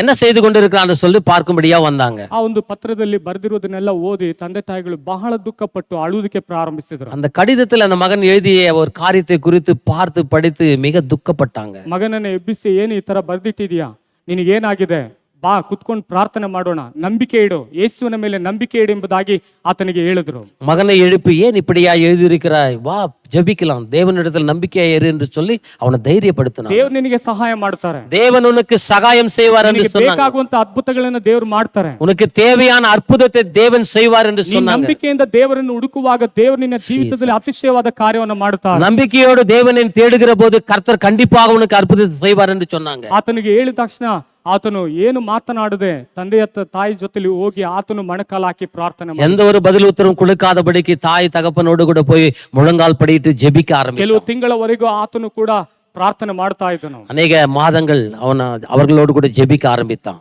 ಇವಾಗ ಯಾರು ಆತನನ್ನ ಪೊಲೀಸ್ ಅಧಿಕಾರಿಗಳು ಅವನಿಗೆ ಜೈಲಿಗೆ ಹಾಕಬೇಕು ಮತ್ತೆ ಅಧಿಕಾರಿಗಳು ಹೇಳಿದ್ರು, ಆ ಅಧಿಕಾರಿಗಳು ಬಂದು ಯಾರು ಆ ಹಣವನ್ನ ಕದ್ದಿದ್ದಾರೆ ಎಂಬುದಾಗಿ ಹೇಳಿ ಪ್ರತಿಯೊಂದು ಕೂಡ ಅದನ್ನ ಹುಡುಕಿ ಅದನ್ನ ನೋಡಿದರು. எந்த ஒரு அதிகாரிகள் இந்த மகன் நிமித்தம் அந்த திருடு நிமித்தம் இவனை ஜெயிலிலே போட வேண்டும் என்று சொல்லி அவனை விசாரித்தாங்களோ அவங்க வந்து மறுபடியும் சொன்னாங்க, பணம் இப்படிப்பட்டவங்க திருடி இருக்காங்கன்னு சொல்லி எல்லா விவரங்களையும் அந்த மகனுக்கு தெரியப்படுத்தினாங்க. ಇವಾಗ ನೋಡಿ ಆತನ ಹೃದಯದಲ್ಲಿ ಹೇಳಿದ ಕ್ಷಣದಲ್ಲಿ ಮಹಾ ಸಂತೋಷ ಅವನಿಗೆ ಉಂಟಾಯಿತು. பாருங்க, அந்த காரியத்தை கேட்ட உடனே அவனுக்கு உள்ளத்திலே பெருத்த ஒரு ಅವನಿಗೆ ಬಹಳ ಆನಂದ ಉಂಟಾಯಿತು, பெருத்த ஆனந்தப்பட்டான். ಅವನು ಬಹಳ ಸಂತೋಷ ಪಡುವುದಕ್ಕೆ ಪ್ರಾರಂಭಿಸಿದ, மிகவும் சந்தோஷப்படுகிறவனாக காணப்பட்டான். ಒಂದು ವೇಳೆ ಬೆಳಗಿನ ಜಾವದಲ್ಲೂ ಕೂಡ ದೇವರ ಸನ್ನಿಧಾನದಲ್ಲಿ ಬಂದಿರುವಂತ ಅನೇಕರು ನಂಬಿಕೆ ಇಲ್ಲದವರಾಗಿ ನೀವು ಕುಳಿತಿರಬಹುದು. ಒಂದು ವೇಳೆ தேவனுடைய சமூகத்திலே வந்திருக்கிறவர்கள் அநேகர் கூட விசுவாசம் இல்லாதபடிக்கு அமர்ந்திருக்க கூடும். ನಿನಗೆ ಹಣ ಇದ್ದರೂ ಕೂಡ ಒಂದು ನಂಬಿಕೆ ಇಲ್ಲದವರಾಗಿರಬಹುದು. உன்னிடத்திலே பணம் இருந்தாலும் கூட விசுவாசம் அற்றவர்களாக காணப்படக்கூடும். ಜ್ಞಾನವಿದ್ದರೂ ನಂಬಿಕೆ ಇಲ್ಲದವರಾಗಿರಬಹುದು. உனக்கு அறிவு இருந்தாலும் கூட ஞானம் இருந்தாலும் கூட நம்பிக்கையற்றவர்களாக இருக்கக்கூடும். ವೇಳೆ ನಿನಗೆ ವಿದ್ಯಾಭ್ಯಾಸ ಮೇಧಾವಿ ಕೂಡ ಆಗಿದ್ದರೂ ಕೂಡ ನಿನಗೆ ನಂಬಿಕೆ ಇಲ್ಲದವರಾಗಿರಬಹುದು. ஒருவேளை நீ படித்தவனாக இருக்கக்கூடும், அவங்களே அது நம்பிக்கையற்றவனாக இருந்தாலும் கூட. ಒಳ್ಳೆ ಪದವಿಯಲ್ಲಿ ಒಳ್ಳೆ ಕೆಲಸದಲ್ಲಿ ನೀನು ಇದ್ದರೂ ಕೂಡ ಒಂದು ವೇಳೆ ನಂಬಿಕೆ ಇಲ್ಲದವನಾಗಿ ನೀನು ஒரு ಇರಬಹುದು. நல்ல பதவியிலே கூட இருந்தாலும் கூட நம்பிக்கையற்றவனாக இருக்கக்கூடும். ಆದ್ರೆ ಕರ್ತನಾಗುವಂತ ಯೇಸು ಕ್ರಿಸ್ತನ ಮೇಲೆ ನಂಬಿಕೆ ನೀನು ಇಡುವಾಗ ನಿನ್ನ ಜೀವಿತದಲ್ಲಿ ಎಂತ ಪರಿಸ್ಥಿತಿಗಳಿದ್ರೂ ಕೂಡ ಯೇಸು ಅದನ್ನು ಬದಲಾಯಿಸಲು ಶಕ್ತನಾಗಿದ್ದಾನೆ. ஆனாலும் கூட கர்த்தராகிய இயேசு கிறிஸ்துவின் மேலே நீ நம்பிக்கை விசுவாசம் வைக்கிற போது தேவன் அதை மாற்ற வல்லவராய் இருக்கிறார். ಹಲ್ಲೆಲೂಯಾ. ஹல்லேலூயா. ಈ ಬೆಳಗಿನ ಜಾವದಲ್ಲಿ ಮನುಷ್ಯನೊಂದಿಗೆ ದೇವರೇ ಇಲ್ಲವೆಂತ ಹೇಳಿದ್ರೆ ಅವನು ಏನು ಮಾಡೋದಕ್ಕೆ ಸಾಧ್ಯನೇ ಇಲ್ಲ. இந்த கால நேரத்துல மனுஷனோடு தேவன் இல்லை என்றால் அவனால் எதையும் செய்ய முடியாது. ಸಹೋದರನೇ ಬೆಳಗಿನ ಜಾವದಲ್ಲಿ ಒಂದು ವೇಳೆ ನೀನ್ ನಂಬಿಕೆ ಇಲ್ಲದವನಾಗಿ ನೀನ್ ಬಂದಿರುವುದಾದ್ರೆ ನೀನ್ ನಂಬಿಕೆಯಿಂದ ಹಾದು ಹೋಗು, ಕರ್ತನು ನಿನ್ನ ಜೊತೆಯಲ್ಲಿ ಆತನು ಬರುವವನಾಗಿದ್ದಾನೆ. சகோதர சகோதரி, ஒருவேளை நம்பிக்கையற்றவர்களாக இந்த காலை வேளையில் ஆலயத்துக்கு கடந்து வந்திருப்பாயானால் கர்த்தர் மேல் நம்பிக்கையோடு இருக்கிற போது கர்த்தர் உன் காரியங்களை செய்ய வல்லவர். ನೀನು ಸಾಧಿಸಿಕೊಳ್ಳಬಹುದು, ಇಲ್ಲ ಅಂತ ಹೇಳ್ತಿಲ್ಲ. ஒருவேளை நீ சாதிக்க முடியும், இல்லை என்று சொல்லவில்லை. ಯಾವುದೋ ಮುಖಾಂತರವಾಗಿ ನಮಗೆ ದೇವರ ಅವಶ್ಯಕತೆ ಇದೆ. ஏதோ ஒரு காரியத்தின் மூலமாக தேவனுடைய சகாயம் தேவைப்படுகிறது. ನನಗೆ ದೇವರ ಅವಶ್ಯಕತೆ ಇಲ್ಲ ಎಂಬುದಾಗಿ ಹೇಳುವಂತ ಮನುಷ್ಯನ ಜೀವಿತದಲ್ಲಿ ಆತನು ಪಡುವಂತ ಪಾಡು ನಿಶ್ಚಯವಾಗಿಯೂ ಆತನಿಗೆ ಕಠಿಣವಾಗಿರುತ್ತದೆ. தேவனுடைய சகாயம் எனக்கு தேவையில்லை என்று சொல்லுகிற மனுஷனுடைய வாழ்க்கையில அவன் படுகிற பாடு மிக கடினமாய் இருக்கும். ನೋಡಿದ್ರೆ ಆತನು ಮೊರೆ ಇಟ್ಟನು, ಹೇಗೆ ಮೊರೆ ಇಟ್ಟನು ಅಂತ ಹೇಳಿದ್ರೆ ಕೀರ್ತನೆ 77 1-2 ವಾಕ್ಯ ಹೇಳುತ್ತದೆ. தேவனை நோக்கி முறையிட்டான். அது எப்படி என்று பார்க்கும்போது சங்கீதம் 77 அதிகாரத்திலே பார்க்க முடியும். ದೇವರಿಗೆ ಮೊರೆ ಇಡುವವನು ಕೂಗಿ ಮೊರೆ ಇಡುವೆನು, ನನಗೆ ಕಿವಿಗೊಡುವನು, ಇಕ್ಕಟ್ಟಿನಲ್ಲಿ ಸ್ವಾಮಿಯನ್ನು ಕರೆದನು, ಬೇಸರಗೊಳ್ಳದೆ ಇರುಳೆಲ್ಲ ಕೈ ಒಡ್ಡಿಕೊಂಡೇ ಇದ್ದೆನು, ನನ್ನ ಮನಸ್ಸು ಶಾಂತ ಹೊಂದದೊಲ್ಲದೆ ಇತ್ತು. 77 1-2 வசனங்களை பார்க்கும்போது, நான் தேவனை நோக்கி என் சத்தத்தை உயர்த்தி கெஞ்சினேன், என் சத்தத்தை தேவனிடத்திலே உயர்த்தினேன், அவர் எனக்கு செவி கொடுத்தார். என் ஆபத்து நாளில் ஆண்டவரை தேடினேன், இரவிலும் என் கை தளராமல் விரிக்கப்பட்டிருந்தது, என் ஆத்துமா ஆறுதல் ಅಡೆಯಾಮರ್ போயிற்று. ಹಲ್ಲೆಲೂಯಾ. ಹಲ್ಲೆಲೂಯಾ. ನೋಡಿದ್ರೆ ಆತನ ಮೊರೆ ಹೇಗಿತ್ತಂತ ಹೇಳಿದ್ರೆ ಅವನು ತನ್ನ ಜೀವಿತದಲ್ಲಿ ಎಲ್ಲವನ್ನೂ ಕಳೆದುಕೊಂಡ ರೀತಿಯಲ್ಲಿ ಇನ್ನು ಮೇಲೆ ಜೀವನವೇ ಬೇಡ ಎಂಬುದಾಗಿ ತೀರ್ಮಾನಿಸಿಕೊಂಡಂತ ವ್ಯಕ್ತಿಯ ಜೀವಿತದಲ್ಲಿ ಆತನು ಕೂಗಿ ಮೊರೆ ಇಟ್ಟನು. அவனுடைய முறையீடு எப்படி இருந்தது என்று பார்க்கும்போது இனிமேல் என்னுடைய வாழ்க்கை எல்லாம் முடிந்தது என்று சொல்லுகிறான். அவனுடைய வாழ்க்கையில கூப்பிடல் எப்படி இருந்தா, கெஞ்சி கூப்பிட உயர்த்தி கூப்பிட்டான் என்று ಯಾವ ಮನುಷ್ಯನು ನನಗೆ ದೇವರಿಲ್ಲ ಎಂಬುದಾಗಿ ಅವನು ನೆನೆಸಿಕೊಂಡಿದ್ದಾನೆ, ಒಂದಿಲ್ಲ ಒಂದು ದಿನ ಆತನ ಏನ್ ಮಾಡ್ತಾನೆ, ಅವನಿಗೆ ಬರುವಂತ ಸಮಸ್ಯೆ, ಅವನಿಗೆ ಬರುವಂತ ಇಕ್ಕಟ್ಟು, ಅವನಿಗೆ ಬರುವಂತ ನೋವು, ಅವನಿಗೆ ಇರುವಂತ ವೇದನೆ ಒಂದು ದಿನ ಏನ್ ಮಾಡ್ತಾನೆ, ನಿಟ್ಟುಸಿರು ಬಿಟ್ಟು ದೇವರೇ ನೀವೇ ನನಗೆ ಸಹಾಯ ಮಾಡಿ ಎಂಬುದಾಗಿ ಹೇಳಿ ಮೊರೆ ಇಡುವುದಕ್ಕೆ ಪ್ರಾರಂಭಿಸಿ. தேவன் இல்லை என்று சொல்லுகிறவன், தேவனுடைய சகாயம் எனக்கு தேவையில்லை என்று சொல்லுகிறவன், ஒரு நாள் வரும் அவனுடைய சத்தத்தை உயர்த்தி கெஞ்சி கூப்பிடுற நாள் வரும் என்று சொல்லப்படுகிறது. ಈ ಕೀರ್ತನೆಗಾರನು ನೋಡಿದ್ರೆ ದೇವರಿಗೆ ಮೊರೆ ಇಟ್ಟನು, ಕೂಗಿ ಮೊರೆ ಇಟ್ಟನು ಎಂಬುದಾಗಿ ಹೇಳ್ತಾನೆ. ಸಂಗೀತக்காரன் தேவனை நோக்கி நான்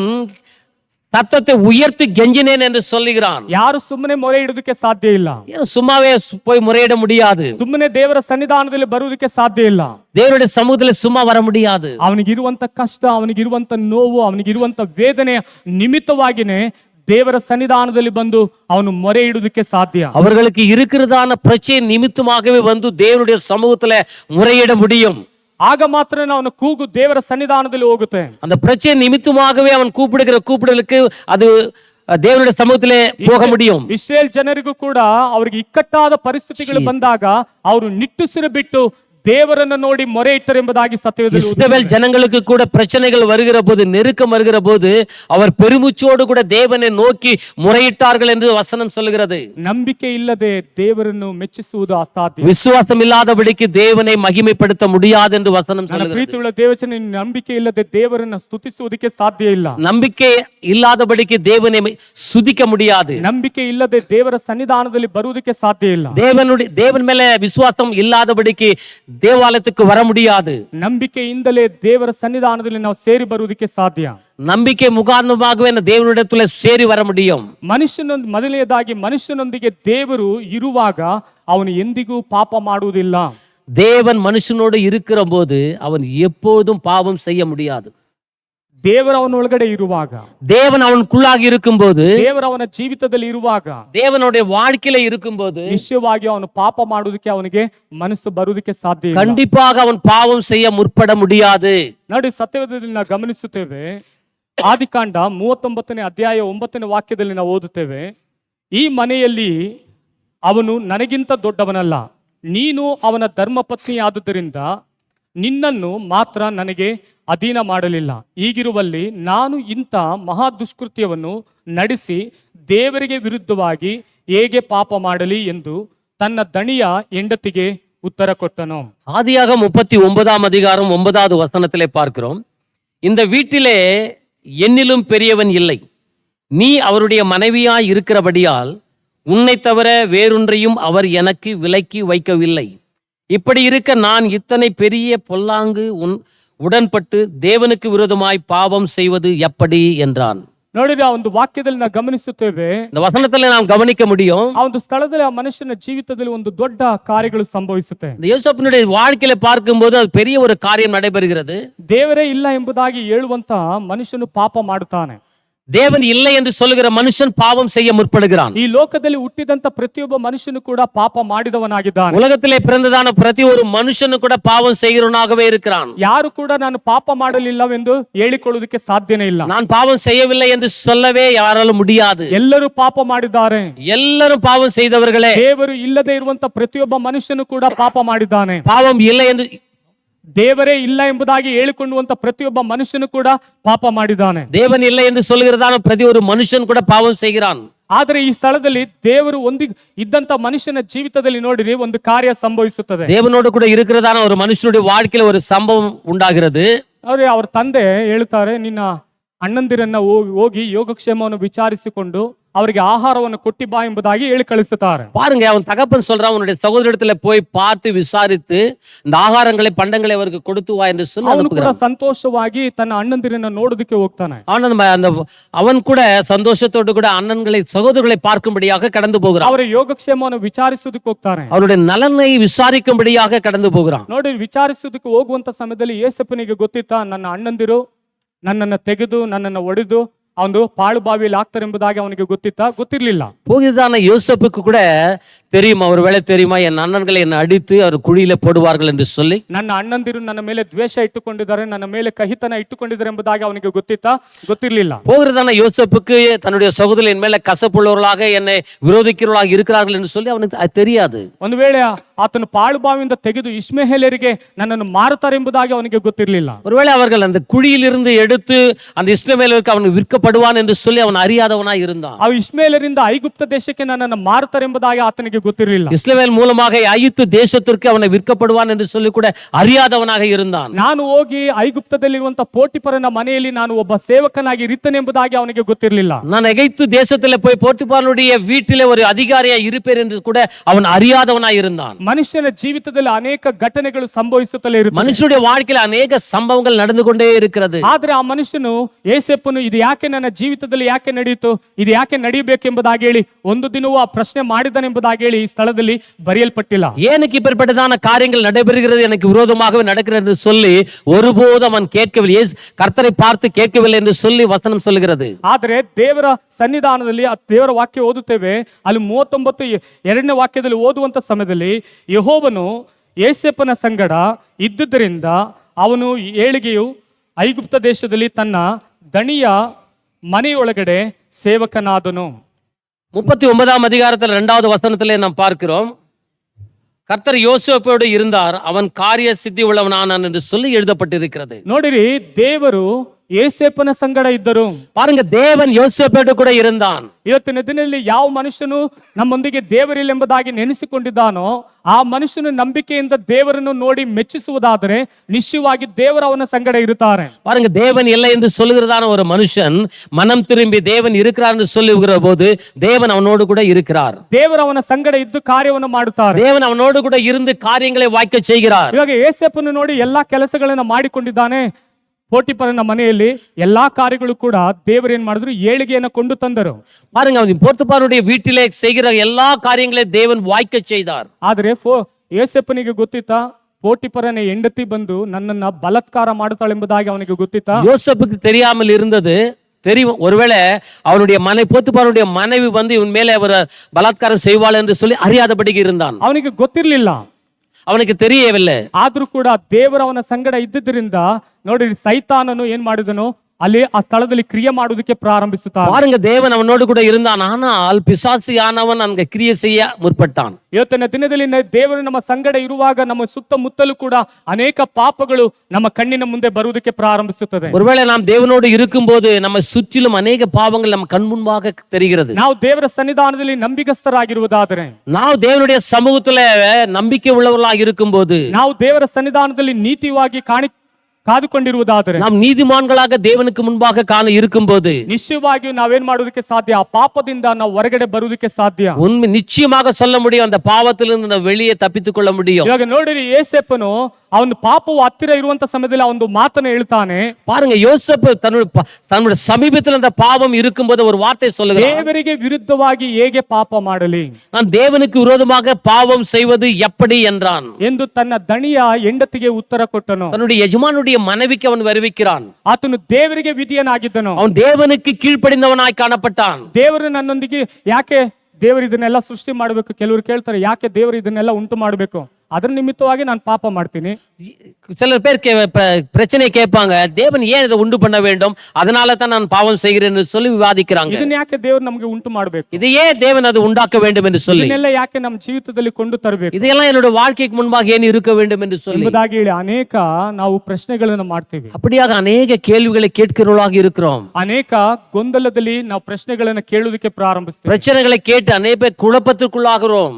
ಏದೇನ್ ತೋಟದಲ್ಲೂ ಕೂಡ ಒಂದು ಮರವನ್ನ ದೇವರು ಉಂಟು ಮಾಡಿದ್ರು. ஏதேன் தோட்டத்தில் கூட ஒரு மரத்தை தேவன் உண்டாக்கினார். ಆ ಒಂದು ಏದೇನ್ ತೋಟದಲ್ಲಿ ಮರವನ್ನು ಉಂಟು ಮಾಡಿದಂತ ಆ ಸ್ಥಳದಲ್ಲಿ ದೇವರು ಆದಾಮನಿಗೂ ಅವಳಿಗೆ ಹೇಳಿದರು, ಇಲ್ಲಿರುವಂತ ಯಥೇಚ್ಛವಾದ ಹಣ್ಣುಗಳನ್ನು ನೀವು ತಿನ್ನಬಹುದು, ಆದರೆ ಮಧ್ಯದ ಮರದ ಹಣ್ಣನ್ನು ನೀವು ತಿನ್ನಬೇಡಿರಿ ಎಂಬುದಾಗಿ ಹೇಳಿದ್ರು. அந்த மரத்தில் இருக்கிற மரத்தை உண்டு பண்ணி பழத்தை அவர் உண்டாக்கினார். ஆனாலும் கூட அவர் சொல்லுகிறார், எல்லா கனிகளையும் நீங்க புசிக்க முடியும், அந்த மரத்தில் இருக்கிற கனியை நீ புசிக்க கூடாது என்று சொல்லுகிறார். ನೋಡಿರಿ, ಅವರು ದೇವರು ಹೇಳಿದಂತೆ ಅವರು ವಿಧೇಯರಾಗೇ ಇದ್ದರು.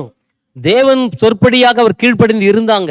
ಆದ್ರೆ ಅಲ್ಲಿ ಸೈತಾನನು ಅವರನ್ನು ವಂಚಿಸಿದನು. ஆனாலும் கூட அந்த இடத்துல பார்க்கும்போது பிசாசியானவன் வந்து வஞ்சிக்கிறான். ಅವನು ವಂಚಿಸಿದರು. அவனை வஞ்சித்தான். ನೀ ತಿಂದ ಕೂಡಲೇ ನಿಮ್ಮ ಕಣ್ಣುಗಳು ತೆರೆಯುವುದು, நீ அதை சாப்பிட்ட உடனே உங்கள் கண்கள் திறக்கப்படும் என்று ನೀವು ದೇವರಂತೆ ಆಗುವಿರಿ, நீங்கள் தேவனாய் மாறிவிடுவீர்கள் என்று சொன்னான். ಇವತ್ತಿನ ದಿನದಲ್ಲಿ ನಮ್ಮ ಜೀವಿತದಲ್ಲಿ ಪರವಾಗಿಲ್ಲ, ಒಂದು ಪೆಗ್ ತಾನೆ ಹಾಕು, ಏನಾಗೋದಿಲ್ಲ.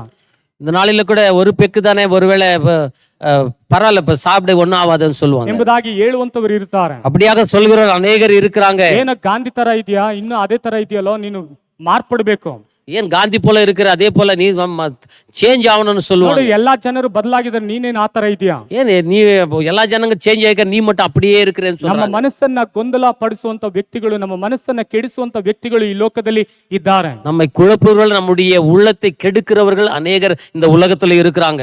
ಏಸೇಪನಿಗೆ ಒಂದು ದಿನ ಮಾತ್ರ ಅಲ್ಲ, ಅನುದಿನವೂ ಆಕೆ ಬಂದು ಒಂದು ವೇಳೆ ಈ ರೀತಿಯಾದ ಮಾತುಗಳನ್ನು ಹೇಳಿ ಆತನಿಗೆ ಬೇಸರ ಪಡಿಸಿರಬಹುದು. ஒருவேளை ஒரு நாள் மட்டுமல்ல, அநேக நாட்கள் யோசேப்பினிடத்துல வந்து போர்த்துபானுடைய மனைவி பலவந்தப்படுத்தி இருக்க கூடும், சொல்லி இருக்க கூடும். ಅವನು ದೇವರಿಗೆ ಭಯಪಟ್ಟಿದ್ದರಿಂದ, அவன் தேவனுக்கு பயப்பட்டது காரணத்தினால, ಅವನು ದೇವರ ಸನ್ನಿಧಾನದಲ್ಲಿ ನಂಬಿಗಸ್ತನಾಗಿದ್ದರಿಂದ, அவன் தேவனுடையத்துல அவன் நம்பிக்கை உள்ள ஒரு மனுஷனா இருந்தபடினால, ದೇವರ ಮಾತಿಗೆ ವಿಧೇಯನಾಗಿದ್ದರಿಂದ, அவன் தேவனுடைய வார்த்தைக்கு கீழ்ப்படிந்தபடினால, ಅವನ ಜೀವಿತದಲ್ಲಿ ಬಂದಂತ ಪಾಪವನ್ನ ಆತನು ತಿರಸ್ಕಾರ ಮಾಡುವುದಕ್ಕೆ ಪ್ರಾರಂಭಿಸಿದ. அவனுக்கு விரோதமாக வந்ததான் அவன் வாழ்க்கையில வந்த அந்த பாவத்தை அவன் தள்ளிவிட்டான்.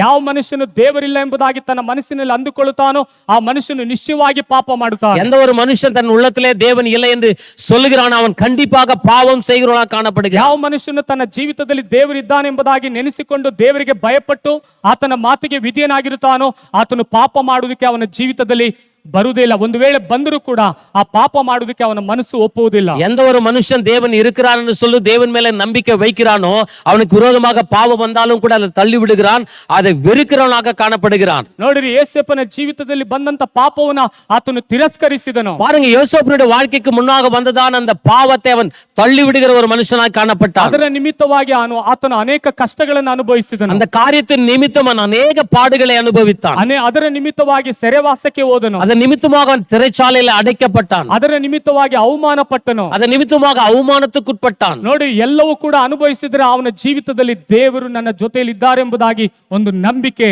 ಅವನೊಳಗಡೆ ಇತ್ತು. எல்லா பாடுகளையும் அனுபவித்தாலும் கூட அவனுக்கு ஒரு நம்பிக்கை இருந்தது, தேவன் என்னோடு கூட இருக்கிறார் என்று சொல்லி. ಇವತ್ತಿನ ದಿನದಲ್ಲಿ ನಮ್ಮ ಜೀವಿತದಲ್ಲೂ ಅದೇ ರೀತಿಯಾದ ಸಮಸ್ಯೆಗಳು ಬರುವಾಗ, ನಮಗೂ ವಿರುದ್ಧವಾಗಿ ಮಾತನಾಡುವಾಗ, ಅವಮಾನ ಪಡಿಸುವಾಗ, ನಮ್ಮನ್ನು ಕೀಳಾಗಿ ಮಾತನಾಡುವಾಗ, ನಮಗೆ ಯಾವುದೇ ರೀತಿಯಾದ ಸೌಕರ್ಯಗಳನ್ನು ಕೊಡದೇ ಇರುವಾಗ, ನನ್ನ ಪ್ರೀತಿಯುಳ್ಳ ದೇವಜನ, ಆ ಸಂದರ್ಭದಲ್ಲಿ ನೀನ್ ದೇವರಲ್ಲಿ ಹೇಗೆ ನಂಬಿಗಸ್ತನಾಗಿದೆಯಾ? பாருங்க, நம்முடைய வாழ்க்கையில நமக்கு விரோதமான காரியங்கள் எழும்போது, ஒருவேளை வசதிகள் இல்லாத போது, எதிர்ப்புகள் வரும்போது கூட நாம் எப்படி தேவனோடு கூட உறவு வைத்துக் கொண்டிருக்கிறோம் என்பதை யோசிக்க வேண்டும். ಇವತ್ತಿನ ದಿನದಲ್ಲಿ ಅನೇಕರು ತನ್ನ ಜೀವಿತದ ನಂಬಿಗಸ್ತಿಕೆಯನ್ನು ಕಳೆದುಕೊಂಡಿದ್ದಾರೆ. அநேகர் இந்த நாட்களில பார்க்கும்போது தேவனோடு இருக்கிறதான விசுவாசத்துல அவர் இழந்தவர்களாக காணப்படுகிறாங்க. ಆದಿಕಾಂಡ 4:7 ವಾಕ್ಯ ಹೇಳುತ್ತದೆ, ஆதியாகமத்தில் 4ஆம் அதிகாரம் 7வது வசனம் சொல்லுகிறது, ಪಾಪವು ನಿನ್ನನ್ನು ಹಿಡಿಯುವುದಕ್ಕೆ ಬಾಗಿಲಲ್ಲೇ ಹೊಂಚಿಕೊಂಡಿರುವುದು. ಮನುಷ್ಯನನ್ನು ಹಿಡಿಯುವುದಕ್ಕೋಸ್ಕರ ಪಾಪವು ಎಲ್ಲಿದೆ ಅಂತ ಹೇಳಿದ್ರೆ ಬಾಗಿಲಿನ ಹೊಸ್ತಿಲಿನಲ್ಲಿದೆ. மனுஷனை வஞ்சிக்கும்படியாக பாவம் வாசற்படியிலே படுத்திருக்கிறது என்று சொல்லி வசனம். ಹಿಡಿಯುವುದಕ್ಕೋಸ್ಕರ ಬೇರೆ ಎಲ್ಲೂ ಇಲ್ಲ, ನಿನ್ನ ಬಾಗಿಲಿನ ಹೊಸ್ತಿಲಿನಲ್ಲೇ ಇದೆ. வேறு எங்கும் இல்லை, உன்னுடைய வாசற்படியிலே படுத்திருக்கிறது. ಇವಾಗ ನೋಡಿರಿ, ಏಸಪ್ಪನ ಜೀವಿತದಲ್ಲಿ ಆತನ ಬಾಗಿಲಿನ ಹತ್ರನೇ ಇತ್ತು ಪಾಪವು. பாருங்க, யோசேப்பினுடைய வாழ்க்கையில எங்கே இருந்தது? பாவனுடைய வாசற்படியிலே இருந்தது. ಆದ್ರೂ ಕೂಡ ಆತನು ನಿರಾಕರಿಸಿದನು. ஆனாலும் கூட அதை அவன் செய்யாதபடி நிராகரித்தான். ಇವತ್ತಿನ ದಿನದಲ್ಲಿ ನಮ್ಮ ಜೀವಿತದಲ್ಲಿ ನಾವು ಹೇಗಿದೆ ಎಂಬುದಾಗಿ, இந்த நாளிலே நம்முடைய வாழ்க்கையில நாம் எப்படி இருக்கிறோம்? ಒಂದು ಪಾಸ್ಟರ್ ಒಂದು ಸಭೆಯನ್ನು ನಡೆಸುತ್ತಾ ಇದ್ದರು. ஒரு ஊழியக்காரர் ஒரு சபையை நடத்தி கொண்டிருந்தார். ಅವರು ಸಭೆ ನಡೆಸಿಕೊಂಡುವಾಗ ಎಲ್ಲ ಆತ್ಮಿಕವಾಗಿ ಆ ಸಭೆ ನಡೆಯುತ್ತಲೇ ಇತ್ತು. ಎಲ್ಲ ಆವಿಕುರಿಯ ಕಾರ್ಯங்களோடு கூட அந்த சபை நடத்தப்பட்டு ಆ கொண்டிருந்தது. ಸಭೆ ನಡೆಯುತ್ತಿರುವಂತ ಸಮಯದಲ್ಲಿ ಎಲ್ಲರೂ ಕೂಡ ಆತ್ಮ ಮಕ್ಕಳು ಬಂದು ದೇವರ ಸಮ್ಮುಖದಲ್ಲಿ ಭಯಭಕ್ತಿಯಿಂದ ಜೀವಿಸುತ್ತಾ ಇದ್ದರು. அந்த இடத்துல சபையை அழகாக நடத்தி கொண்டிருக்கிற வேளையில ஆத்துமாக்கள் கூட அந்த இடத்துல வந்து சேர்ந்து தேவனை ஆராதித்துக் கொண்டிருந்தாங்க. ಆದ್ರೆ ಆ ಸಭೆಯಲ್ಲಿ ಇದ್ದಂತ ಒಂದು ಹುಡುಗಿ, ஆனாலும் கூட அந்த சபையில் இருந்த ஒரு சகோதரி சிறுமி ಬೋಧಕರ ಹತ್ರ ಹೋಗಿ ಮಾತನಾಡಿದರು. அந்த ஊழியக்கார இடத்துல போய் பேசுச்சு. ಮಾತನಾಡುವಾಗ ಅವ್ರು ಯಾವಾಗಲೂ ಬೋಧಕರು ತನ್ನ ಹೆಂಡತಿನ ಪಕ್ಕದಲ್ಲಿ ಇಟ್ಕೊಂಡು ಬೇರೆಯವ್ರು ಏನೇ ಮಾತನಾಡಿದ್ರು ಅವ್ರು ಕೇಳಿಸ್ಕೊಳ್ತಾನೆ ಇದ್ರು. பாருங்க, அந்த ஊழியக்காரர் எப்போதும் தன்னுடைய மனைவியில பக்கத்துல வைத்துக்கொண்டு வருகிறவர்களோடு கூட பேசிக் கொண்டிருந்தாங்க. ಅವಾಗ ಮಾತನಾಡುವಾಗ ಆ ಹುಡುಗಿ ಬಂದು, ನಿಮ್ಮ ಹೆಂಡತಿನ ಒಂದ್ ಸ್ವಲ್ಪ ಕಳಿಸಿ ನಾವು ಸಪರೇಟ್ ಆಗಿ ಮಾತನಾಡ್ಬೇಕೆಂಬುದಾಗಿ ಹೇಳಿದ್ರು. அப்போ அவங்களுடைய ஊழியக்காரர் இடத்துல அவங்க சொன்னாங்க, அந்த சகோதரி வந்து சொன்னாங்க, உங்களுடைய மனைவியை கொஞ்சம் அனுப்பி கொடுங்க, அவங்க இடத்துல நான் இண்டிவிஜுவலா தனிமையில பேசணும் என்று சொல்லி. ಪರವಾಗಿಲ್ಲಮ್ಮ, ನಮ್ಮ ಹೆಂಡತಿ ಇದ್ರೇನು, ನೀನ್ ಮಾತನಾಡಮ್ಮ, ಏನ್ ಮಾತನಾಡ್ಬೇಕು ಹೇಳಿ ಮಾತನಾಡಿ ಅಂತ ಹೇಳಿದ್ರು. பரவாயில்லம்மா, என் மனைவி நான் அவரோடு கூட இருந்தா கூட பரவாயில்ல, நீ பேசுறது இருந்தா எதுவாக இருந்தாலும் பேசு, என்னோட எதிரிலே பேசுன்னு சொன்னாங்க. ಇಲ್ಲ ಒಂದ್ ಸ್ವಲ್ಪ ಕಳಿಸಿ ಅದನ್ನ ಮಾತನಾಡ್ಬೇಕು. இல்ல நான் தனிமையில பேசணும், கொஞ்சம் அனுப்பி கொடுங்கன்னு கேட்டு சொல்லு. ಆ ಹುಡುಗಿ ಪಾಸ್ಟ್ ಏನ್ ಮಾಡಿದ್ರು, ಆಯ್ತು ಒಂದ್ ಸ್ವಲ್ಪ ಹೋಗಮ್ಮ ನೀನು ಅಂತ ಕಳಿಸಿದ್ರು. அந்த ஊழியக்காரர் என்ன சொன்னாங்க, சரி ஆಯ್ತು போய் பேசிட்டு வான்னு சொல்லிட்டு தன்னுடைய மனைவியை அனுப்பி கொடுத்தாங்க. ಅವ್ರು ಹೋಗಿ ಆ ಪಾಸ್ಟ್ ಹತ್ರ ಹುಡುಗಿ ಮಾತನಾಡ್ತು, ನಾನ್ ನಿಮ್ಮನ್ನ ಪ್ರೀತಿಸ್ತೀನಿ, ಹೆಚ್ಚಾಗಿ ಪ್ರೀತಿಸ್ತೀನಿ ಅಂತ ಹೇಳಿದ್ರು.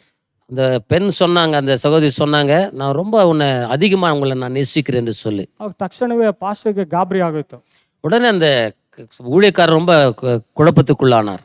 ಏನಮ್ಮ ನೀನು ಹೇಳ್ತಾ ಇದೀಯಾ, ಇಲ್ಲಿ ದೇವರ ಆಲಯ, ಇದನ್ನೆಲ್ಲ ಮಾಡಬಾರ್ದು, ನಿನಗೋಸ್ಕರ ಬೇರೆಯವ್ರು ಇದ್ದಾರೆ, ಅವರು ನೋಡಿ ನಾನು ಮದುವೆ ಮಾಡಿಸ್ತೀನಿ, ನಿಮ್ಮ ಅಪ್ಪ ನಿಮ್ಮ ಅಮ್ಮನ ಹತ್ರ ಮಾತನಾಡ್ತೀನಿ ಅಂತ ಹೇಳಿದ್ರು ಕೂಡ ಇಲ್ಲ, ನಾನು ನಿಮ್ಮನ್ನ ಬಹಳ ಇಷ್ಟಪಟ್ಟಿದ್ದೀನಿ ಎಂಬುದಾಗಿ ಹೇಳಿದ್ರು. இந்த ஊழியக்காரர் சொன்னாங்க, இது கடவுளுடைய தேவனுடைய ஆலயம், இப்படியெல்லாம் பேசக்கூடாது, உனக்கு திருமணம் நான் செஞ்சு வைக்கிறேன், உங்கள் தந்தை தாயிலோடு கூட நான் பேசி அதுக்கு சரியான காரியத்தை செய்கிறேன்னு சொல்லி சொன்னாங்க. ಅದನ್ನ ಹಾಗೆ ಹೇಳ್ಬಿಟ್ಟು ಆಯ್ತು ನಾನು ಹೇಳ್ತೀನಿ ಇರಮ್ಮ ಅಂತ ಹೇಳ್ಬಿಟ್ಟು ಅವ್ರು ಬಂದು ತನ್ನ ಹೆಂಡತಿ ಹತ್ರ ಮಾತನಾಡಿ ಅವ್ರ ತಂದೆ ತಾಯಿನ ಕರೆದು ಹೇಳಿದ್ರು. அது அப்படியாக அந்த சகோதரியை அனுப்பிவிட்டு மனைவி அழைத்து அவன் பெற்றோர்களை கூட அழைத்து அவங்க அந்த காரியத்தை குறித்து பேசுனாங்க. ಅವ್ರ ತಂದೆ ತಾಯಿಗಳು ಕೂಡ ಆಕೆಗೆ ಹೇಳಿದೆ, ಆಕೆ ನನ್ನ ಹತ್ರ ಮಾತನಾಡ್ಬಿಟ್ಟು ಬಂದಿದ್ದು, ಅದನ್ನು ನೀವು ಒಪ್ಕೊಳ್ಳಿ ಎಂಬುದಾಗಿ ಅವ್ರ ತಂದೆ ತಾಯಿ ಕೂಡ ಅದೇ ರೀತಿಯಾಗಿ ಹೇಳ್ತಾ ಇದ್ದಾರೆ. பாருங்க, என்னுடைய மகள் அந்த காரியத்தை குறித்து எங்களிடத்துல பேசினாங்க, அந்த காரியத்தை குறித்து நீங்க கூட ஒத்துக்கொள்ள வேண்டும் என்று சொல்லி பெற்றோர்கள் கூட ஊழியக்காரத்துல கேட்டுக்கொண்டாங்க. ಆಯ್ತು ಇರಮ್ಮ ಒಂದ್ ಸ್ವಲ್ಪ ಅಂತ ಹೇಳ್ಬಿಟ್ಟು ಸಭೆಯಲ್ಲಿರುವಂತ ಹಿರಿಯರನ್ನ ಅಲ್ಲಿದ್ದಂತ ಎಲ್ಲರನ್ನ ಕರೆದಿ ಈ ರೀತಿಯಾದ ವಿಷಯ ಬಂದಿದೆ, ಇದನ್ನ ಹೇಗೆ ಬಗೆಹರಿಸ್ಬೇಕು ನೀವು ಹೇಳಿ, ಇಲ್ಲಾಂದ್ರೆ ಅವ್ರನ್ನ ಸಭೆ ಬಿಟ್ಟು ನಾವು ಕಳಿಸ್ತಾ ಇದೀವಿ, ನೀವೆಲ್ಲ ಏನ್ ಹೇಳ್ತೀರಿ ಎಂಬುದಾಗಿ ಕೇಳಿದ್ರು. இந்த ஊழியத்தில் இருக்கிற அந்த சபையில் இருக்கிற மூப்பர்களை எல்லாம் லீடர்களை எல்லாம் அழைத்து ஊழியக்காரர், இந்த மாதிரி ஒரு பிரச்சனை வந்திருக்கிறது, அவங்கள சபை விட்டு வெளியேற்ற வேண்டும், உங்களுடைய ஆலோசனைகள் என்ன என்று சொல்லி அவர் விசாரித்தார். ಅವ್ರನ್ನ ಕರೆದಿ ಹೇಳಿದ್ರು, ಅವ್ರನ್ನ ಸಭೆ ಬಿಟ್ಟು ಹೊರಗಡೆ ಹಾಕೋದೇ ಉತ್ತಮ. அவங்க எல்லாம் சொன்னாங்க, அவங்கள சபையை விட்டு தள்ளி வைப்பது நல்லது என்று சொன்னாங்க.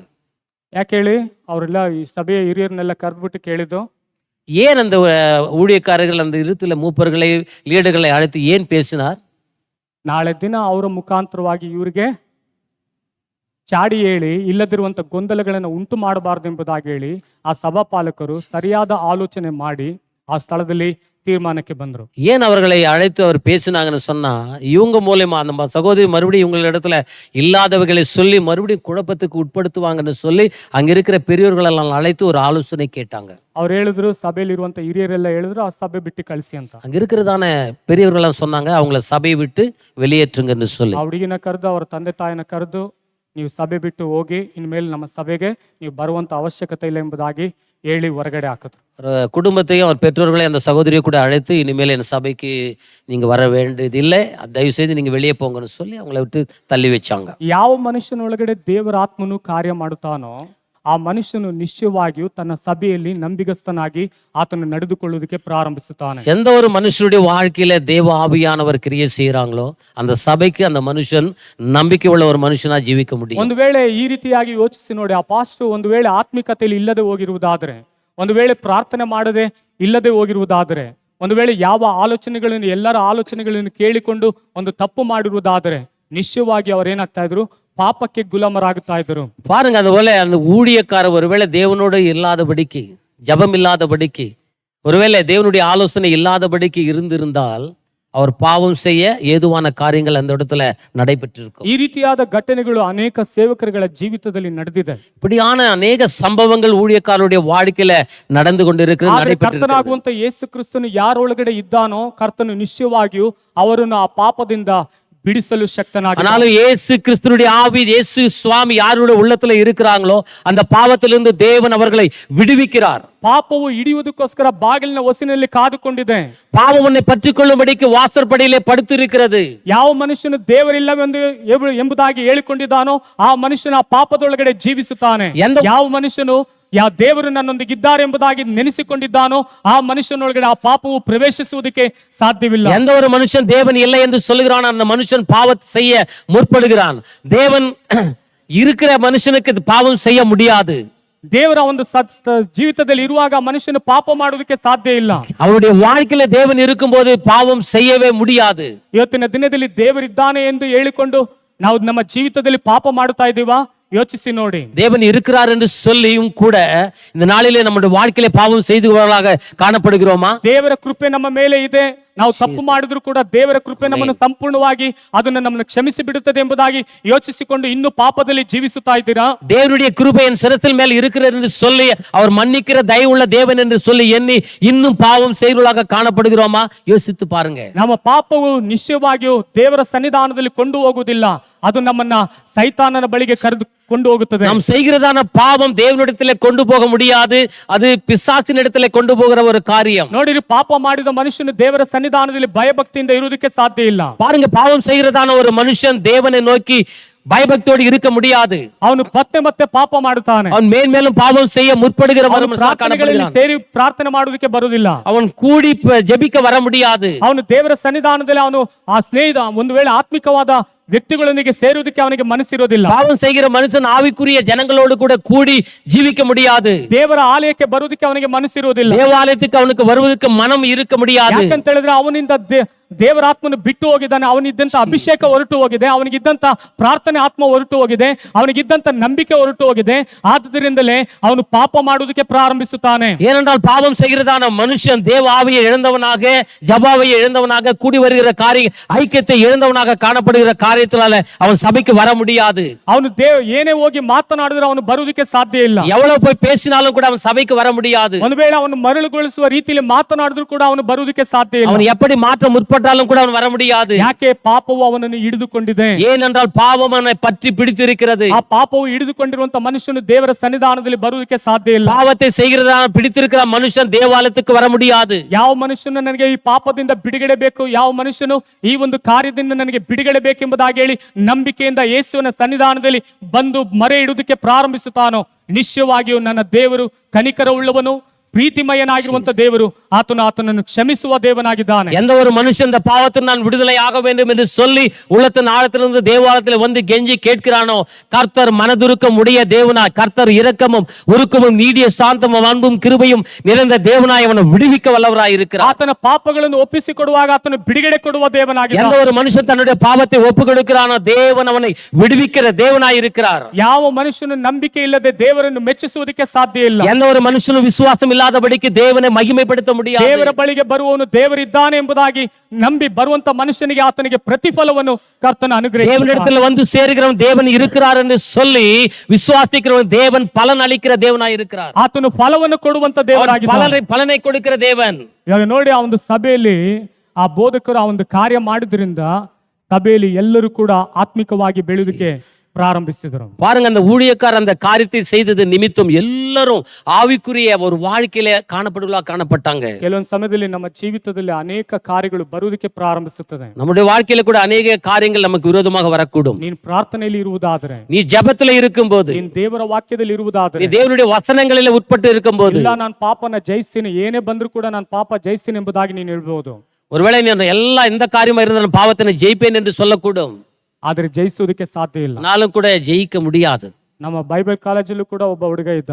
இவருடைய பைபிள் காலேஜில் படிக்கும்போது கூட ஒரு சகோதரி இருந்தாங்க. ಅವರು ಹೇಳ್ತಾ ಇದ್ರು, ನಾನು ಯೌವನಸ್ಥರ ಮಧ್ಯದಲ್ಲಿ ಹೋಗಿ ಸೇವೆ ಮಾಡ್ತೀನಿ, நான் வாலிபர் மத்தியத்துல போய் நான் ஊழியத்தை செய்ய போகிறேன்னு சொல்லி. ಅವನು ಯುವಕನೇ, அவன் கூட வாலிபன் தான். ಅವನು ಹೋಗಿ ನಾನು ಯೌವನಸ್ಥರ ಮಧ್ಯದಲ್ಲಿ ಸೇವೆ ಮಾಡ್ತೇನೆ ಎಂಬುದಾಗಿ ಹೇಳ್ತಾನೆ. நான் போய் வாலிபர் மத்தியில ஊழியம் செய்ய போகிறேன் என்று சொல்லி கொண்டிருந்தார்.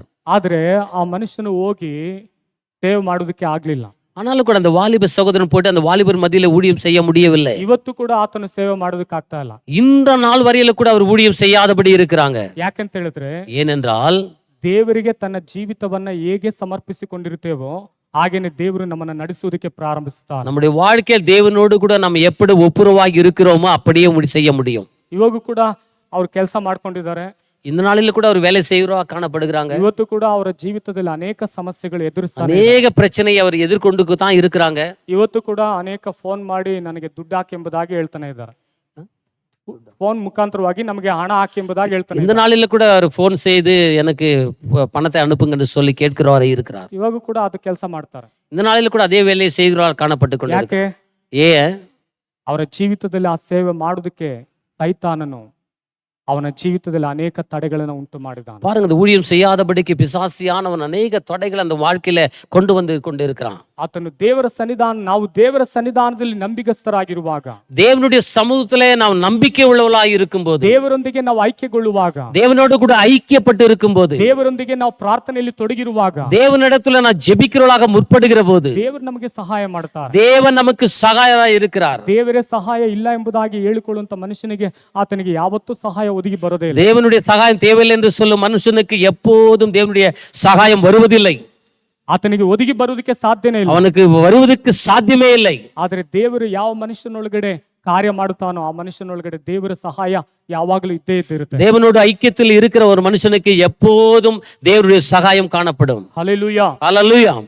ನಮ್ಮ ಜೀವಿತದಲ್ಲಿ ಮನುಷ್ಯನೊಂದಿಗೆ ದೇವರಿಲ್ಲ ಅಂತ ಹೇಳಿದ್ರೆ ಅವನು ಏನು ಮಾಡೋದಕ್ಕೆ ಸಾಧ್ಯ ಇಲ್ಲ. வசனம் சொல்லுகிற மனுஷனோடு தேவன் இல்லை என்று சொன்னால் அவனால் எதையும் செய்ய முடியாது. ಆದರೆ ಮನುಷ್ಯನೊಂದಿಗೆ ದೇವರಿರುವುದಾದ್ರೆ ಅವನು ಎಲ್ಲವನ್ನೂ ಮಾಡೋದಕ್ಕೆ ಸಾಧ್ಯ. ஆனால் மனுஷனோடு தேவன் இருப்பார் என்றால் எல்லா காரியங்களும் அவனாலே செய்து முடிக்க முடியும். ಮೋಶೆ ಹೇಳ್ತಾನೆ, மோசே சொல்லுகிறார், ದೇವರೇ ನಮ್ಮ ಮುಂದೆ ನೀವು ಮುಂದೆ ನಡಿಬೇಕು, தேவனே நீங்க எங்களுக்கு முன்பாக கடந்து போக ನೀವು வேண்டும். ನಮ್ಮ ಮುಂದೆ ನಡೆಯೋದು ಹೋದರೆ ನಾವು ಇಲ್ಲಿಂದ ಹೋಗುದಿಲ್ಲ ಎಂಬುದಾಗಿ ಹೇಳ್ತಾನೆ. உம்முடைய சமூகம் எனக்கு முன்பாக கடந்து போகாவிட்டால் இந்த இடத்தை விட்டு எங்களை கொண்டு போகாது இரும் என்று சொல்லுகிறான். ಆತನಿಗೆ ಚೆನ್ನಾಗಿ ಗೊತ್ತು, ಅದರ ಅನುಭವ ಆತನಿಗೆ ಇತ್ತು. அதனுடைய தேவனுடைய அனுபவம் அவனுக்கு இருந்தது. ಆ ಅನುಭವ ಇದ್ದುದರಿಂದಲೇ ದೇವರನ್ನು ಮುಂದೆ ಕಳಿಸುವುದಕ್ಕೆ ಪ್ರಾರಂಭ. அந்த அனுபவத்தின் நிமித்தமாகவே அவன் தேவனே எனக்கு முன்பாக கடந்து போங்க என்று சொல்லி ಅನೇಕ ದೇವ ಸೇವಕರುಗಳನ್ನ ಬರೆದ ಸತ್ಯವೇದದಲ್ಲಿ ಬರೆಯಲ್ಪಟ್ಟುವಂತ ದೇವ ಮನುಷ್ಯರನ್ನ ನಾವು ಗಮನಿಸಬಹುದು. சத்தியவேதத்தில் காணப்படுகிறதான அநேக பரிசுத்தவான்களை குறித்து நாம் பார்க்க முடியும்.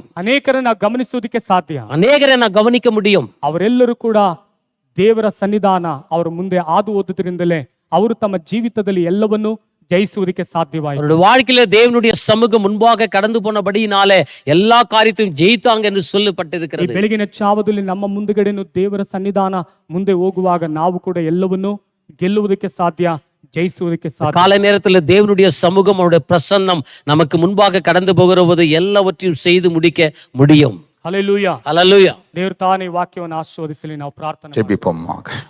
Let's all bow down and pray. தேவனால் பிறந்தவன் எவனும் ಪಾವಂ செய்யான். ದೇವರಿಂದ ಹುಟ್ಟಿದವನು ಪಾಪ ಮಾಡನು.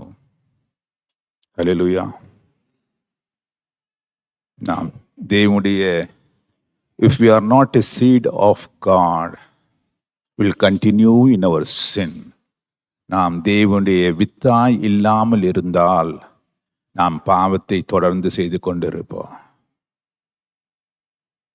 ನಾವು ದೇವರ ಬೀಜ, ಆದ್ದರಿಂದ ನಾವು ಪಾಪ ಮಾಡಕ್ಕೆ ದೇವರು ಬಿಡನು. ಆದರೂ ನಾವು ಸೈತಾನ ಬೀಜವಾಗಿ ಇದ್ರೆ ಸೈತಾನ ನಮ್ಮನ್ನು ಯಾವಾಗಲೂ ಪಾಪ ಮಾಡಕ್ಕೆ ಅವನು ನಮಗೆ ಉತ್ಸಾಹ ಮಾಡ್ತಾನೆ. ஏசையா மக்கு ஸ்தோத்திர.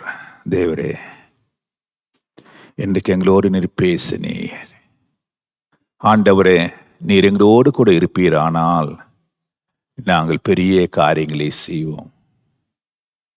ஆண்டவர், எல்லாவற்றையும் செய்வதற்கு எங்களுக்கு சக்தி உண்டு. நீர் எங்களோடு கூட இருக்கும் பொழுது மாத்திரமே.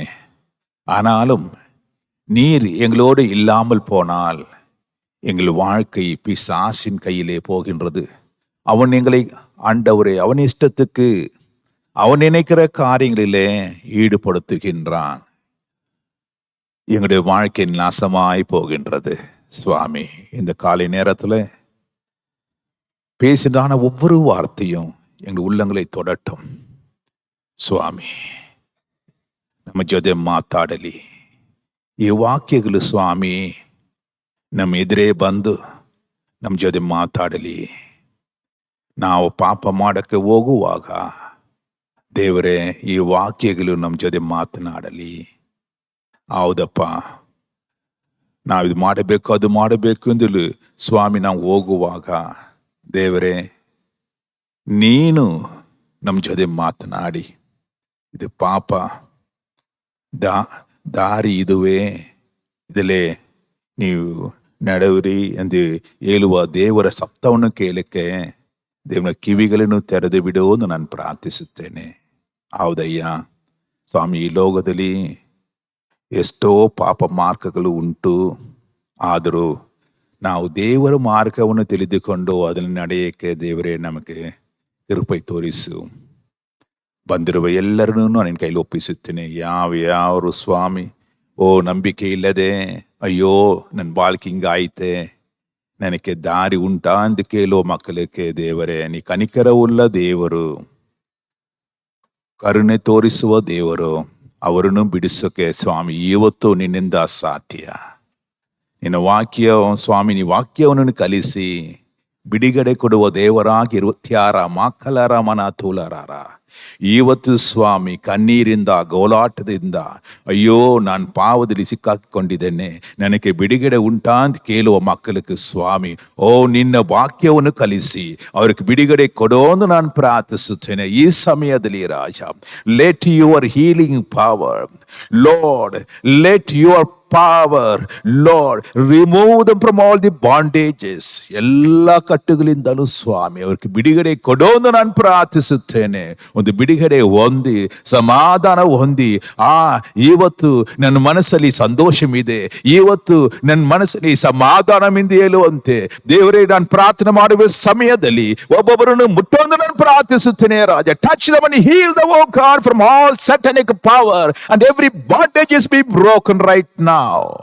ಅವರ ಕಣ್ಣೀರುಗಳು ಗೋಲಾಟಗಳು ಸ್ವಾಮಿ ಅವರನ್ನು ಬಿಟ್ಟು ಹೋಗಲಿ. ರಾಜ ದೇವರೇ, ನಾನು ದೇವರು ಮಗನೆಂದು ಸ್ವಾಮಿ ಅವರು ತಿಳಿದುಕೊಳ್ಳಲಿ. ಒಬ್ಬೊಬ್ಬರು ದೇವರೇ ನಾನು ದೇವನಿಂದ ಹುಟ್ಟಿದವನು ಎಂದು ಸ್ವಾಮಿ ಅರಿಕೆ ಮಾಡಲಿ. ರಾಜ, ಈ ಅದ್ಭುತವನ್ನು ಮಾಡು. ಯಾವ ಸ್ವಾಮಿ ಸಮಸ್ಯೆಗಳಿಂದ ಬಂದಿದ್ದಾರೋ ಸ್ವಾಮಿ, ಮನೆಯಲ್ಲಿ ಹಾಸ್ಪಿಟಲ್ ಇರುವ ಸ್ವಾಮಿ ಮಕ್ಕಳನ್ನು ನಾನು ನಿನ್ನ ಕೈಲಿ ಒಪ್ಪಿಸುತ್ತೇನೆ. ನಾನು ಇಲ್ಲಿಂದ ಪ್ರಾರ್ಥನೆ ಮಾಡುವಾಗ ಅವ್ರು ಎಲ್ಲಿದ್ದಾರೋ ಸ್ವಾಮಿ, ಅವ್ರು ಇಲ್ಲಿ ಕೂತ್ಕೊಂಡಿರ್ಬೋದು, ಮನೆಯಲ್ಲಿ ಇರ್ಬೋದು, ಹಾಸ್ಪಿಟ್ಲ್ ಇರ್ಬೋದು ಸ್ವಾಮಿ, ಯಾವ ಜಾಗದಲ್ಲಿದ್ದರೂ ಕೂಡ ನಾನು ಇಲ್ಲಿಂದ ಪ್ರಾರ್ಥನೆ ಮಾಡುವಾಗ ಅವ್ರಿಗೆ ಬೇಕಾಗಿರುವ ಬಿಡುಗಡೆ ನೀ ಕಲಿಸು ನಾನು ಪ್ರಾರ್ಥಿಸುತ್ತೇನೆ. ರಾಜ, let them be healed by a power right now. Bless your people. ದೇವರ ವಾಕ್ಯ ಕೊಟ್ಟ ಮಗನನ್ನು ಸ್ವಾಮಿನಿ ಆಶೀರ್ವದಿಸು. ಮುಂದೆ ನಿನ್ನ ನಸು ಕರ್ತನಾದ ಯೇಸು ಕ್ರಿಸ್ತನ ನಾಮದಲ್ಲಿ ಬೇಡುತ್ತೇನೆ ತಂದೆಯೇ, ಆಮೆನ್. ನನ್ನ ಮನವೇ ನನ್ನ ಸರ್ವೇಂದ್ರನ ಪವಿತ್ರ ನಾಮಕ್ಕೆ ಕೀರ್ತಿಸಿರಿ. ನನ್ನ ಮನವೇ ಯೆಹೋವನ ಕೊಂಡಾಡು, ಆತನು ಮಾಡಿದ ಉಪಕಾರಗಳಲ್ಲಿ ಒಂದನ್ನೂ ಮರೆಯಬೇಡ. Amen. Hallelujah, hallelujah, hallelujah. God bless you all. ದೇವರು ಎಲ್ಲರನ್ನು ಆಶೀರ್ವದಿಸಲಿ. Amen, amen.